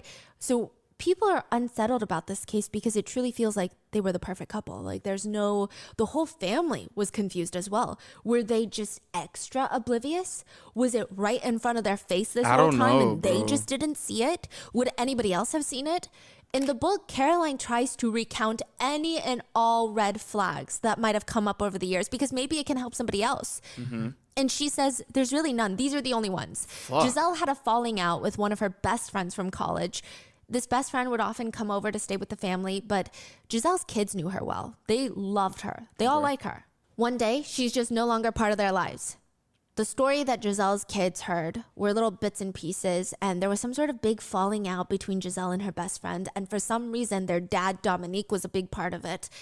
Gisèle's best friend told her, Dominique has been trying to be inappropriate with me while I've been staying at your house. Oh, shit. She told Gisèle, you don't know who you live with.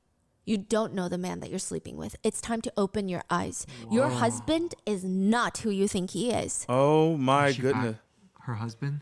There was no proof. Oh. She spoke to the friend, got her side of the story, spoke to her husband, got his side of the story. But you have to remember, she met her husband when they were 18. They got married. She met this friend in college. Yeah. They'd, at this point, had probably been together at least 20 years. Yeah. I'm not saying this is what I would do in this situation. I'm just saying a lot of people can see why she may have chosen to more or less believe her husband. They have this whole life together, and this has never happened before. It's not like multiple friends had said this to her. Gisèle tried to question Dominique. He just denied everything. After this, her and her college best friend stopped talking for good. 20 years of friendship just destroyed. Hey, because of this freaky fuck. Looking back, Caroline thinks this was the beginning of her dad's insidious hold on their mother. Eventually, it just got worse. When Gisèle's mysterious health problems would get worse, he told her, you can't drive, you can't go out alone. She couldn't remember things. Her husband was the only one there for her to remember, hey, honey, you got to remember to do this. You got to do this. I will go shopping. You can't go shopping. I will do this out of love because your health isn't good. You can't take care of the finances. It's too stressful. I will take care of the finances. At the time, I'm sure Gisèle felt very grateful that she had someone that wasn't annoyed with her health issues, but rather wanted to shield her from the world. Instead, turns out he's drugging her and letting men assault her. Side note, when Gisèle divorces him, she realizes that he wasn't just managing the finances out of love. He had taken out significant loans in her name. Almost all the loans are in her name. Not only did he shatter her entire existence, but he left her in a pile, a mountain of debt to crawl out of while she's trying to recover from this level of betrayal. Obviously, this is not a sign of anything, but Caroline writes in her book about how her father never made her uncomfortable, but her father's father had. So Caroline's grandpa. Dominique's dad had been married for most of his life, and together with his wife, they had adopted this little girl named Lucille. So this is Dominique's Not the music. adoptive Oh my sister. gosh. After Dominique's mom passes, his dad ends up marrying the adopted daughter, the one that he raised since she was little. Everyone called it in the family an incestuous, inappropriate relationship with a vulnerable person. She's 30 years younger. She was 25 when they got married. I mean, he raised her and now he's marrying her and is practically full on abusing her. Caroline remembers going to grandpa's house, seeing Lucille, step-grandma. She's 25. She can hardly write. She's not even allowed to change the TV or radio station without her husband's consent. Oh, gosh. All she does all day long is run errands for him, put the laundry away, put the dishes away like a prisoner. Sometimes they would see her go out into the back garden staring off into the horizon, and she would just pick at fistfuls of her hair. She would literally rip out fistfuls of her hair as a trauma response. Holy shit, dude. Well, I see where he gets it from, but still, holy shit, bro. In this case, after her, quote, husband's death, she was hospitalized. Not from grief, but likely from the PTSD of trauma and abuse. Oh my goodness. Everyone practically disowned the grandpa at this point, including Dominique. He never confronted his father about it. He just backed away. Nobody wanted to associate with him anymore. I mean, it was weird. Caroline now thinks back and says to her father, from your father, you really took the worst. Yeah. A few other red flags. There was this strange incident in 2011. The youngest brother, Julian, and his future wife are going to visit the parents. They were staying with them for the weekend. One day, Julian's future wife comes up to him and she's looking so uncomfortable, a little panicked. What's going on? She had just caught Dominique aggressively self-pleasuring, sitting behind his computer screen in his office, but the door was left wide open. Ugh. I mean, he has guests over. Either he forgot, which is strange. I mean, maybe. But it's almost like he wanted someone to catch him. You forgot? You did not forget. No, you didn't forget. No, you did not forget. He wanted somebody to see that shit. It's not like he was home alone. Imagine you have guests over, staying with you for the weekend. You leave the door. It's weird. Yeah, that's weird as It's hell. weird. Yeah. Recently, Gisèle has stated that there was one incident in around 2011 where she woke up in the middle of the night to Dominique having intimate relations with her. She knows now in 2024 it was our word because she didn't consent at that point, and yeah, you still need to get consent from your significant other. Yes. She just asked, "What are you doing?" and then went back to sleep. She said in that moment she thought, I thought he had the urge to do it and we were married, so I didn't take it any further. Oh my gosh.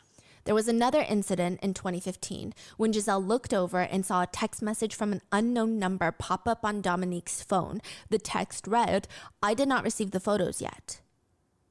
She's like, "Who is that from?" He gave some sort of excuse at the time that made sense. Oh my gosh. In another instance, Dominique gave her a beer to drink, but it had this very strange green hue to it, and she was upset. She wanted to take it back to the store to let them know, hey, we got a bad batch. Can we get a new beer? Can we get another case of beer? He quickly took it from her, poured it down the sink, and was like, you're being dramatic. We don't have to do all of that. Then you drink it. She didn't think anything of it. She just thought, maybe I'm being a Karen. Like, maybe I don't need to do that. No damn beer that's green. It ain't absinthe. What the fuck? Why is it green? Being dramatic, I would be dramatic too. That's not. Why my beer green? I ain't never seen no damn beer that's green. Like what? Other signs include Dominique was very bad with money, but that hardly counts as a sign. Caroline remembers growing up, he just was always in need of money and would never pay her back. He would even go into her savings and take all the money that she earned from her summer jobs. Oh my gosh. Which is also explains how he does not care to leave his wife in a pile of debt. Other things would include Dominique was obsessed with taking pictures of Gisèle just going about her normal everyday life. She found it very annoying. She would tell him, stop, could you stop? But he said, you should be pleased that after 50 years, your husband still wants to take photos of you. She said at that moment she thought, it was flattering perhaps, but it annoyed me, and I told him to stop anyway. He did ask her casually one time, do you want to try swinging? Okay, so yes, these isolated incidents of me telling you back to back seem like a lot of signs, but he never pressured her. He never asked again. And this is in the span of like 50 years. Okay. She said categorically, no, I will never do swinging. Never brought it up again. Never pressured her, nothing. But what he did was... she's doubting every single... Yeah, probably. Yes. Every single conversation, everything. Yeah. And that's all she could have found, which means how good at masking he is. It's crazy. Yes, and there's one incident that I do think is much more alarming, but I don't think it ties to this. So when she was caught for her affair, he grabbed her by the collar of her shirt and slammed her up against the wall in anger. Oh my gosh. The kids witnessed this. I think at that moment, they also wrote it off as like a very sticky situation. Yeah. She was having an affair and... Yeah. At the house? So, that's about it, really, that they could come up with. Unless there's going to be new revelations that are revealed during the trial. But yeah, he truly was so good at masking. There was not even an inkling that he was drugging her. Not even a single suspicion of any of this. Yeah, look at this. Truly, there is no way the family could have suspected anything like this going on. Caroline said, he was the one who took me to school early in the morning to avoid me taking the bus. He never hesitated to pick me up on weekends at any time of the night. Before I passed my driver's license, he would pick me up from my friend's house. He always made sure to comfort me when I was heartbroken, or when my mother and I disagreed and got into a fight, he would take my side. There's some things that I be thinking about where when someone does something so like heinous and people say like, and I'm not saying like this is what Carolyn is doing, like saying like, oh, he could never do it because he was such a good person. I'm gonna be honest with you. You can be whatever good person you were before you have done this heinous shit, or before I find out. Once that is that, you are known as that person that does something that heinous. Like, I don't give a damn if you was feeding the homeless or something. Like, oh, I appreciate you for doing it. But no, we're talking about this. Again, I want to not talk about like Carolyn like right now. I'm talking about like just like how sometimes say like a show tries to humanize a very, very bad person, and they say some shit like, oh, he used to go fishing on the weekends. Okay. So? Okay. We'll add that to his resume, I guess. Like, what? The only thing he always told his kids were, may your journey of life be better than mine. He said that was his only wish as a father, that their journey of life be easier and better than his. Bro. To them, it just seems like there's small things, little things here and there, but nothing that would ever make them suspect that Dominique is doing this. Yeah, I mean, like, maybe some things suspect, like, okay, he's not a good person. He's not good with his finances. He's a little strange. He definitely shouldn't have slammed his wife up against the wall. No, for It real. did never Like, happen what the again, fuck? it seems, but still not acceptable. It just, in comparison to all families out there, there's nothing so standout alarming that would make them freak out. Ultimately, their lives were so ordinary, too ordinary. Caroline says, I think of us as happy. I thought my parents were very happy. Gisèle says, we had everything. We had a great life. I don't understand how this could have happened. We had it all. We had everything we needed to be happy. While all of this is unfolding, Gisèle has filed for divorce. When she first found out about the secret tapes, the abuse, she said she had thoughts of self-exiting. Oh, She no. said, I feel dirty, soiled, betrayed. It's a tsunami. I've been hit by a high-speed train. But she wants to see it through for her kids and other victims. She said almost to her husband at this point during the trial. This is during the opening days this month. My world is falling apart. For me, everything is falling apart. Everything I have built over the years. Frankly, those videos are scenes of horror for me. I'm laying on the bed, motionless, being essayed. They treat me like a rag doll, like a garbage bag. It's barbaric. Don't talk to me about scenes. Those are scenes. There are at least 200 scenes of essay, 90 by strangers. The rest are Dominique recording himself essaying his wife while she was drugged. Some of the assaults lasted 6 hours long. Bro, And side note, she said their intimate life was very normal.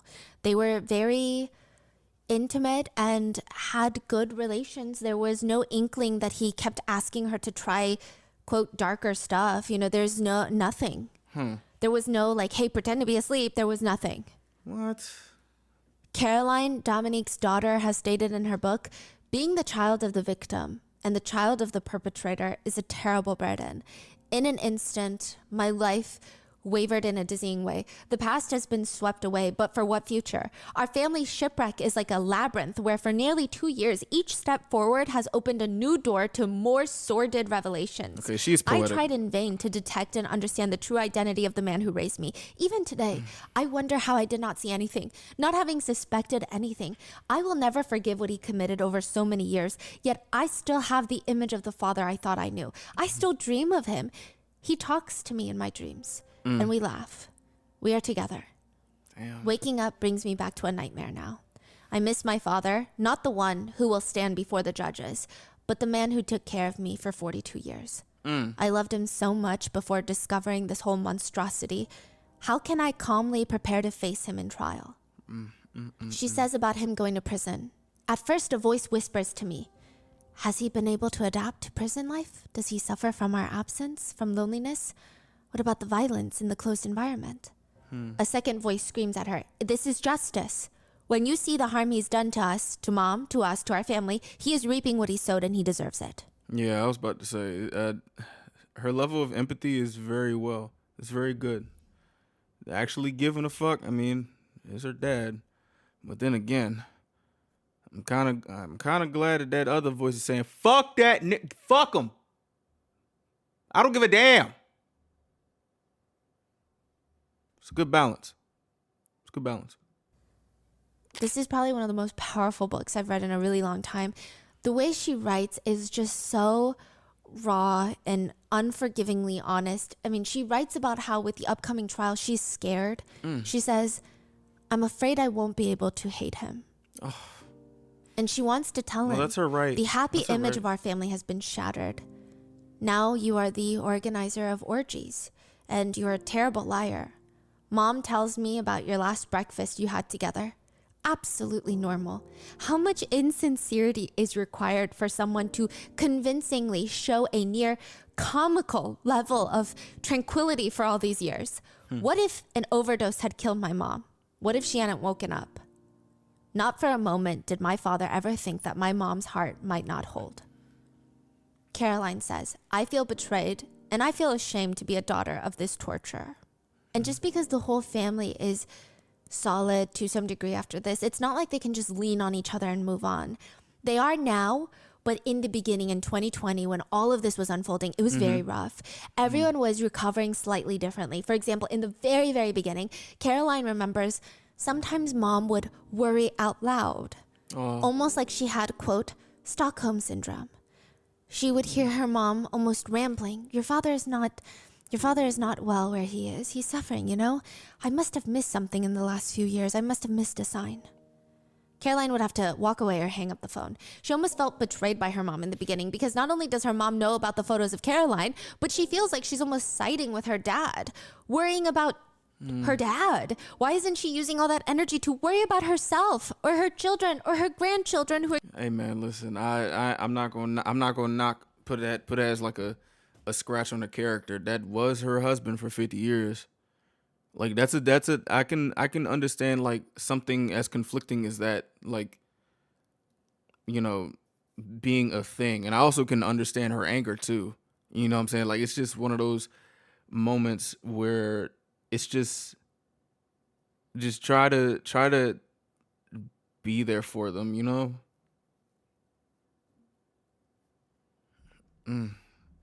Man, fuck Dominique, bro. Like, yeah, he fucked this whole family up. Gonna be without a grandfather. She says, I can't believe this. My mother watches over the comfort of the man who for 10 years. Then Caroline finds out why. Her father is barred from reaching out to his family, but he wrote this letter to a family friend to be delivered to Gisèle, who Caroline refers to as his puppet. The letter reads, My friends, I know that I disappointed you, but you are my only link with the outside world because I'm not allowed to contact my family that I miss terribly. Apart from the anguish, the fear, the emptiness, the loneliness, here it is awful. I know I'm here to pay for what I've done to the love of my life, to my family, to my friends, but it's too late. I don't know where I'm going and how it's going to end. I'm going to hell. I come to you in the name of the past friendships because I need you to pick up some things for me to drop off at the entrance of the prison. My light brown jacket, my Adidas jacket, my Nike sneakers, a big gray wool sweater, and a belt without a big buckle. If you still have a little friendship for me, I ask you to be indulgent. You asking AKA for shit? Send money to my commissary.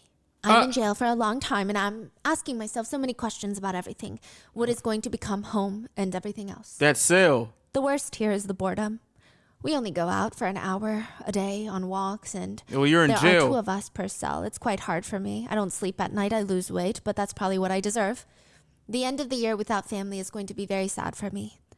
I hope my love will get over it. That's what I want. I love her so much. I realize it even more here now. Even though she has filed for divorce, she will remain my eternal love. She is a saint, and I have not been able to keep her. And if you can, send me mail, the addresses of my 3 children. I don't remember any of them by heart. What? Yeah, he wants to write to his kids. No, nigga. To Gisèle and to one of Caroline's brothers, the letter ignited a tiny bit of sympathy, which is exactly what Dominique would have wanted. For Caroline and her older brother, they found the letter even more pathetic. So it caused briefly a rift. Okay. To which Caroline shows to a judge the letter, like, look, he's trying to get in contact and ruin our lives. Soon enough, he writes another letter blaming Caroline, stating that because of her, everyone in prison knows what he's in there for. He writes, Nigga, because of you are in prison. Why are you blaming other people? What you have done has caused this to happen. Why are you blaming? Nigga, everybody's gonna know about this. What do you mean? And as they should whoop your monkey ass. That's what they should do. Beat the brakes off your ass. Like, what are you talking about? Because of my daughter, he needs his bro. I'm gonna be lynched in here. It's unforgiving. It's urgent. Damn. I'm going to have to self-exit. Well, shit, man. Listen, all right. Okay. I'm like, what the fuck? Like, At least I will try to hold out for as long as I can. I'm not looking for pity, just a little comfort. What, some more commissary? Life is too hard here, especially with Caroline's anger. Caroline would finally write to him. 3 months of incarceration and already 4 fallacious letters. You always knew what you were doing and still do to this day. The only difference is I know who you are now. We all know. I ask you from now on to stop your manipulation. I will go to the end of this. We will go all the way. because to me, you no longer exist and you never will. There were a lot of frustrating times where Caroline and her mom's grief just did not line up. While Caroline wanted to rewrite all of her past memories with the truth, it seems like her mom just wanted to leave the past in the past as good memories. She would tell her daughter, "You forget that he was not always the devil you describe. He has done so much for you, but also for your brothers. I was happy with him. I loved him so much, and I prefer to remember the good times." So she's like, I just want to remember those as good times, and this is a separate life now. I mean, that's her Eventually, right, bro. Caroline will come to understand her mom. Because it's also Giselle's first time going through all of this in life. This is also her way of protecting herself. She writes, "My mom can't accept reality to admit that my father dangerously and deliberately manipulated her to degrade her, because if she recognizes her husband's true nature, she would collapse on the spot. Everyone looks at her and says she's a strong woman, but inside she's a pile of ruins. Gisèle says everything inside needs to be rebuilt." During all of this, before the trial, Thomas, the eldest son, welcomed another child to the family. He texted a picture to the family group chat of his new baby boy with the text message, "Welcome to the world, our son. We have lost a large oak tree on which we like to rest. Oh, so Dominique. this whole family. But we is have gained poetic. a new young shoot, like a seed, that we will have to protect." Caroline writes in her book, "Our family history has at least revealed a social phenomenon that is still largely underestimated in France.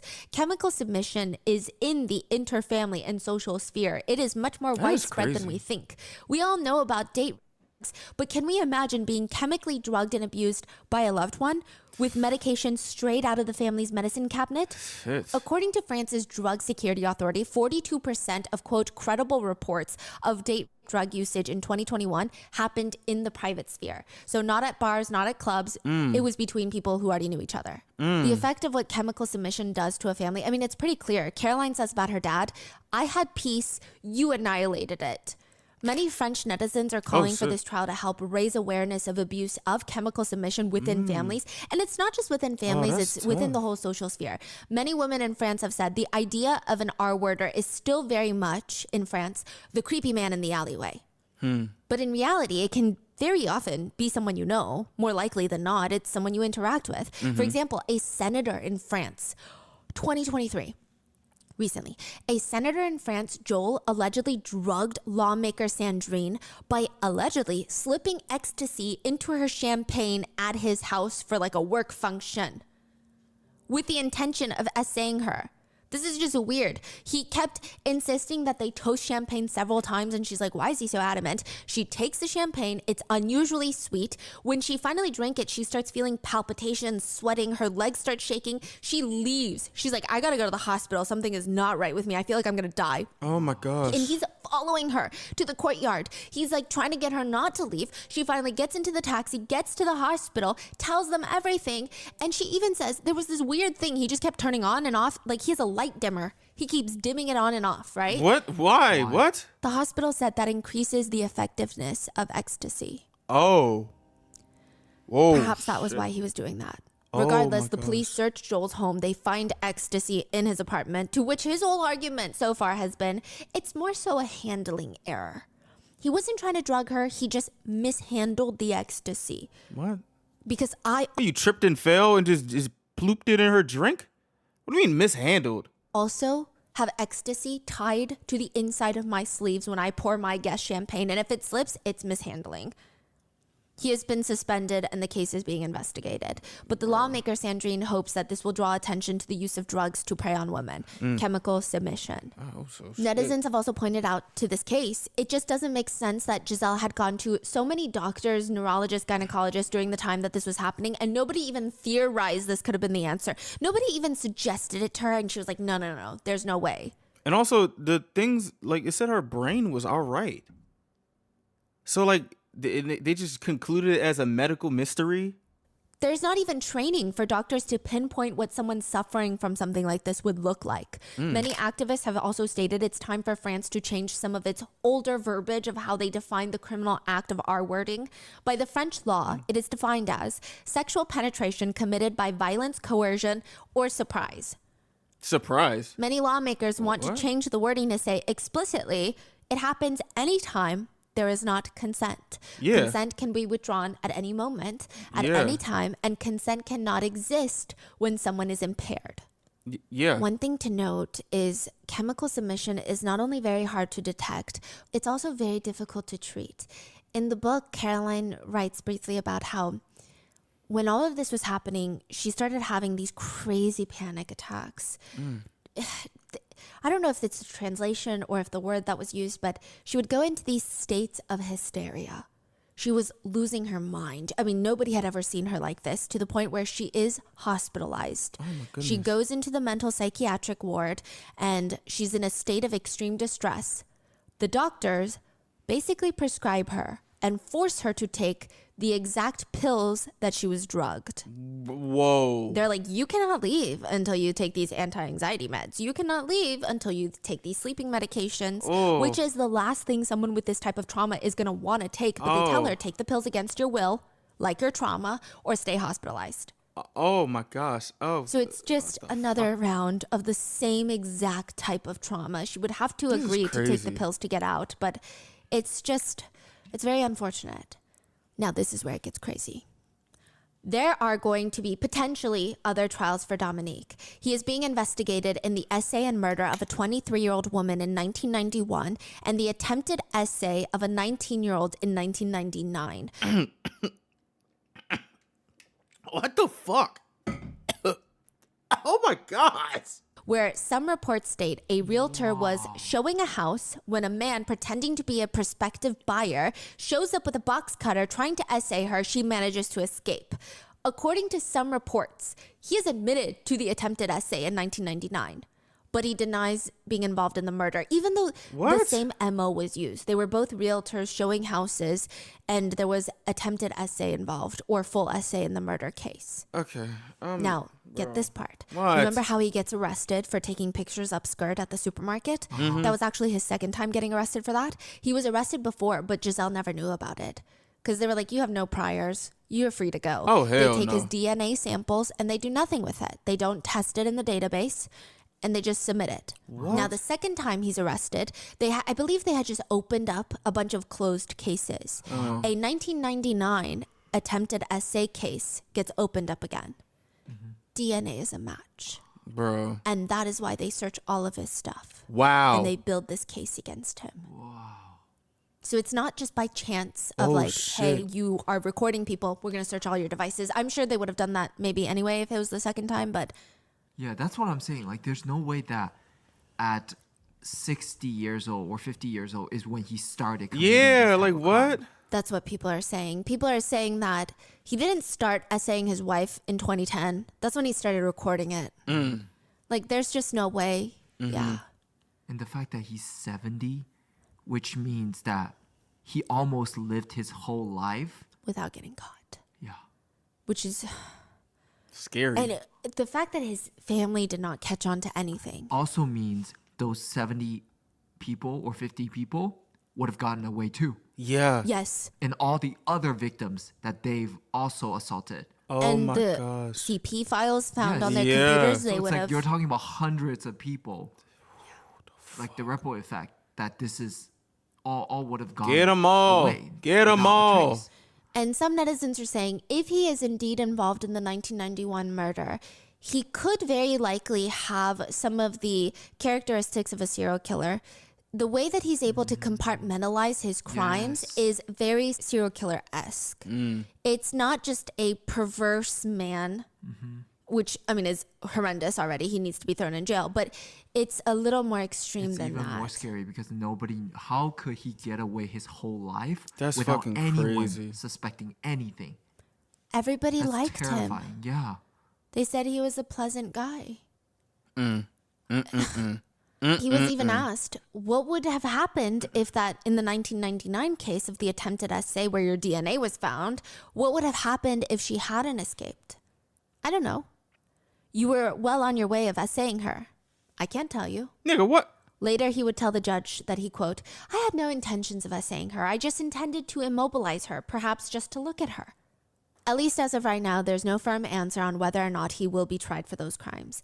Additionally, the police identified another woman who was essayed by Dominique at least a dozen times between 2015 and 2020. What do you mean a dozen? It seems like this is the one that turned on the light. She was in a state of chemical submission because of her husband, and Dominique would come and essay her. But the trial might be tricky considering the victim is still in contact with her partner, with her husband, after he's been incarcerated, and she would prefer not to file a complaint against her husband nor Dominique. He may face way longer than 20 years if these go to trial as well, but since then, Dominique's nieces have been coming forward. They said, we've actually kind of had a few more signs than other people. So this is their uncle. Dominique is their uncle. They alleged that when they were younger, Dominique, their uncle, would have this weird insistence on playing doctor. What? And he allegedly only agreed to buy them toys if they would undress. All right, Dominique has rejected the claims. It doesn't seem like they ever told Dominique's wife or his kids. So nobody was alerted, it appears. I think they tried to rationalize it in their minds until this came forward. And I'm sure everyone around Dominique is thinking, wait, okay, did I experience anything? Dominique has since rejected the claims, and he said, it's disgusting to accuse me of this. Nigga, you disgusting. I will say most comments about this case are exactly what we're feeling right now. But there are some unhinged people out there. Bro, one person come writes, on, Stephanie, all please. 72 of them in one session, her old CUNT must be sore and overflowing. First of all, not factual. And second of all, another comment reads, I think the R-worders are the ones who needed to take the drugs to commit the act. At least for me, I would need a lot of drugs to do that with a 70-year-old. Bro, nobody asked you. What? Another one reads, wow, who would want to knock up a 70-year-old sleeping beauty? Another reads, if the wife had agreed to wife swapping, none of this would have happened. What are you talking about? All right, Another enough. comment reads, Stephanie, women please. and men are such an unholy, unequal pairing. Imagine being married to and living under the same roof as your natural predator and biggest enemy. Such strange, barbaric, compassionless, demonic creatures. And I do think that this is a very intense comment, but for the case and for the intense feelings that a lot of people have of just being fed up, I think it's just coming from a place of frustration. Another comment reads, it's pretty alarming that he found 70 people willing to participate in this without a single one of them turning him into the authorities. Exactly. Another comment reads, do they still have the guillotine in France? That's what I said. Other comments about the doctors. She's a woman, so likely doctors told her all her health problems were because she should lose her weight and probably her hormones. Oh, damn. Someone theorizes, he didn't just start this 10 years ago. He started filming 10 years ago, and that's why he's been caught. Guaranteed this has been happening for decades. Another comment just simply reads, a bear would never do this. Others point to a small survey that was done with a... I'm not gonna lie, I was definitely thinking about like that man versus bear conversation. I understood it when it was brought up, you know what I'm saying? But like, it literally makes sense. I'm not gonna lie to you. I honestly don't really know why that was such like a big debate. I just felt like people were just like not turning their brains on, in my opinion. But oh my gosh, that's just crazy. Small pool, I will say a very small pool, but even then it's very alarming. But that study indicated that 1 in 3 men stated they would essay a woman if they knew they could get away with it. What? What? Who? Carolina What the said this about fuck? her mom. My mother. That's what the fuck? Oh my gosh. Oh my gosh, what the fuck? Has forged a mind of steel. It does not bend. She loves life, whether it is good or bad, and the surprises are in store for her. She resembles a medieval queen to me. Neck straight, chin high, and not a complaint. The true heroine, standing in the ruins, is her. She was drugged, damaged, and thrown to strangers. She took the time to listen to us, her children. Mom always encouraged us to go out, to move around, to see people, to take care of our lives. And at the height of elegance, we have never heard her badmouth our father to us. People say it's really hard at that age to lose your partner. So typically around that age of 70s, 80s, 90s, people lose their partner to death. And that's why people say when you're in a relationship for that long, you pass soon after your partner, because it's just difficult. Even if you take out the emotional trauma, the mental trauma. Yeah. There's a lot of learning to do. Caroline's mom, Gisèle had to move to an area where she didn't know anyone. She had to learn to live on her own again, drive a car, maintain a house, manage paperwork, all the things that he had been doing. She had to relearn. She's got to meet new people while going through this trial, while trying to get rid of all this trauma. And she says, all that was left for me of 50 years of life together were 2 suitcases. I no longer have an identity. I don't know if I will ever rebuild myself. Oh my gosh. Caroline says one of her mom's favorite mottos stands out to her, and it's just continue to believe in life and the most beautiful things it has in store for you. As for her father, Caroline writes, the grave digger of families, the murderer of memories. And she says, in the heart of the carnage, my mother's hand is still in mine. This carnage, here it is. So the two of them are facing it together with the 2 brothers and their families. Caroline started an awareness campaign called Don't Put Me to Sleep to fight against drug-facilitated essays. Okay. And as for right now, the trials are currently ongoing. They are expected to reach a verdict by December 20th of this year. And that is the current case of what is happening in France right now. This shit's crazy, bro. What are your thoughts on this crazy, case? bro. I was trying to go through all of the English media news sources, and it's bad, but the book, it's so much worse than I ever imagined. And just the way that Caroline is so raw with the amount of trauma that they're going through, it just cuts very deep. What are your thoughts? Please let me know in the comments, and I will see you in the next one. Please be safe. Bro, okay, first things first, I'm trying to see, when did this come out? This came out a year ago. This nigga better be under the jail, bro. This nigga better be under the jail. Oh, he was sentenced to 20 years.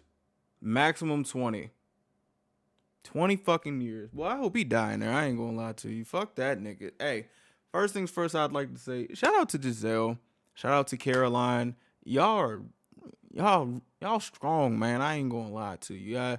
I respect it. I hope you all are able to take back your power or take back your life as at your own pace. This is crazy. I hope all them niggas just burn. That shit is crazy. I don't. It's like every day, I always find something that just makes me feel for like women's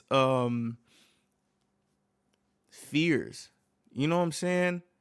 Like I didn't know that was a real stat. 1 in 3 people said that shit. I did not know that. So imagine, bro. You know what? I don't even think I could imagine having that in my mind like that on a regular basis. I'm sorry that y'all gotta go through that, bro. Like, I ain't gonna. This is sick. This is really, really fucking sick. And the fact that it could be somebody that you trusted with your whole life, and something like that can happen after 50 years. You find out about something like that. I could not imagine the sense of betrayal. Again, shout out to Gisèle and Caroline. As for Dominique, fuck you, die slow, pussy. I don't like that shit. Nah, man. Nah. That ain't right, man. That ain't right. Yeah, these people just need to just have their whole shit just cut the fuck off. They acting like this. They don't know how to. They don't need that. They don't need none of that shit. I'd like to know what y'all think. I did ask a couple questions in here. What do y'all think about this case? This is really, really heavy. I apologize if I seem ignorant to these types of things. It's really like hard to believe sometimes. But now, I wouldn't put it past nobody. I'm gonna be honest with you. This shit is fucking crazy. My gosh, fuck that nigga Dominique and all them people. Don't forget them sick fucks too. All them that participated in this shit. Fuck them all. Fuck them all.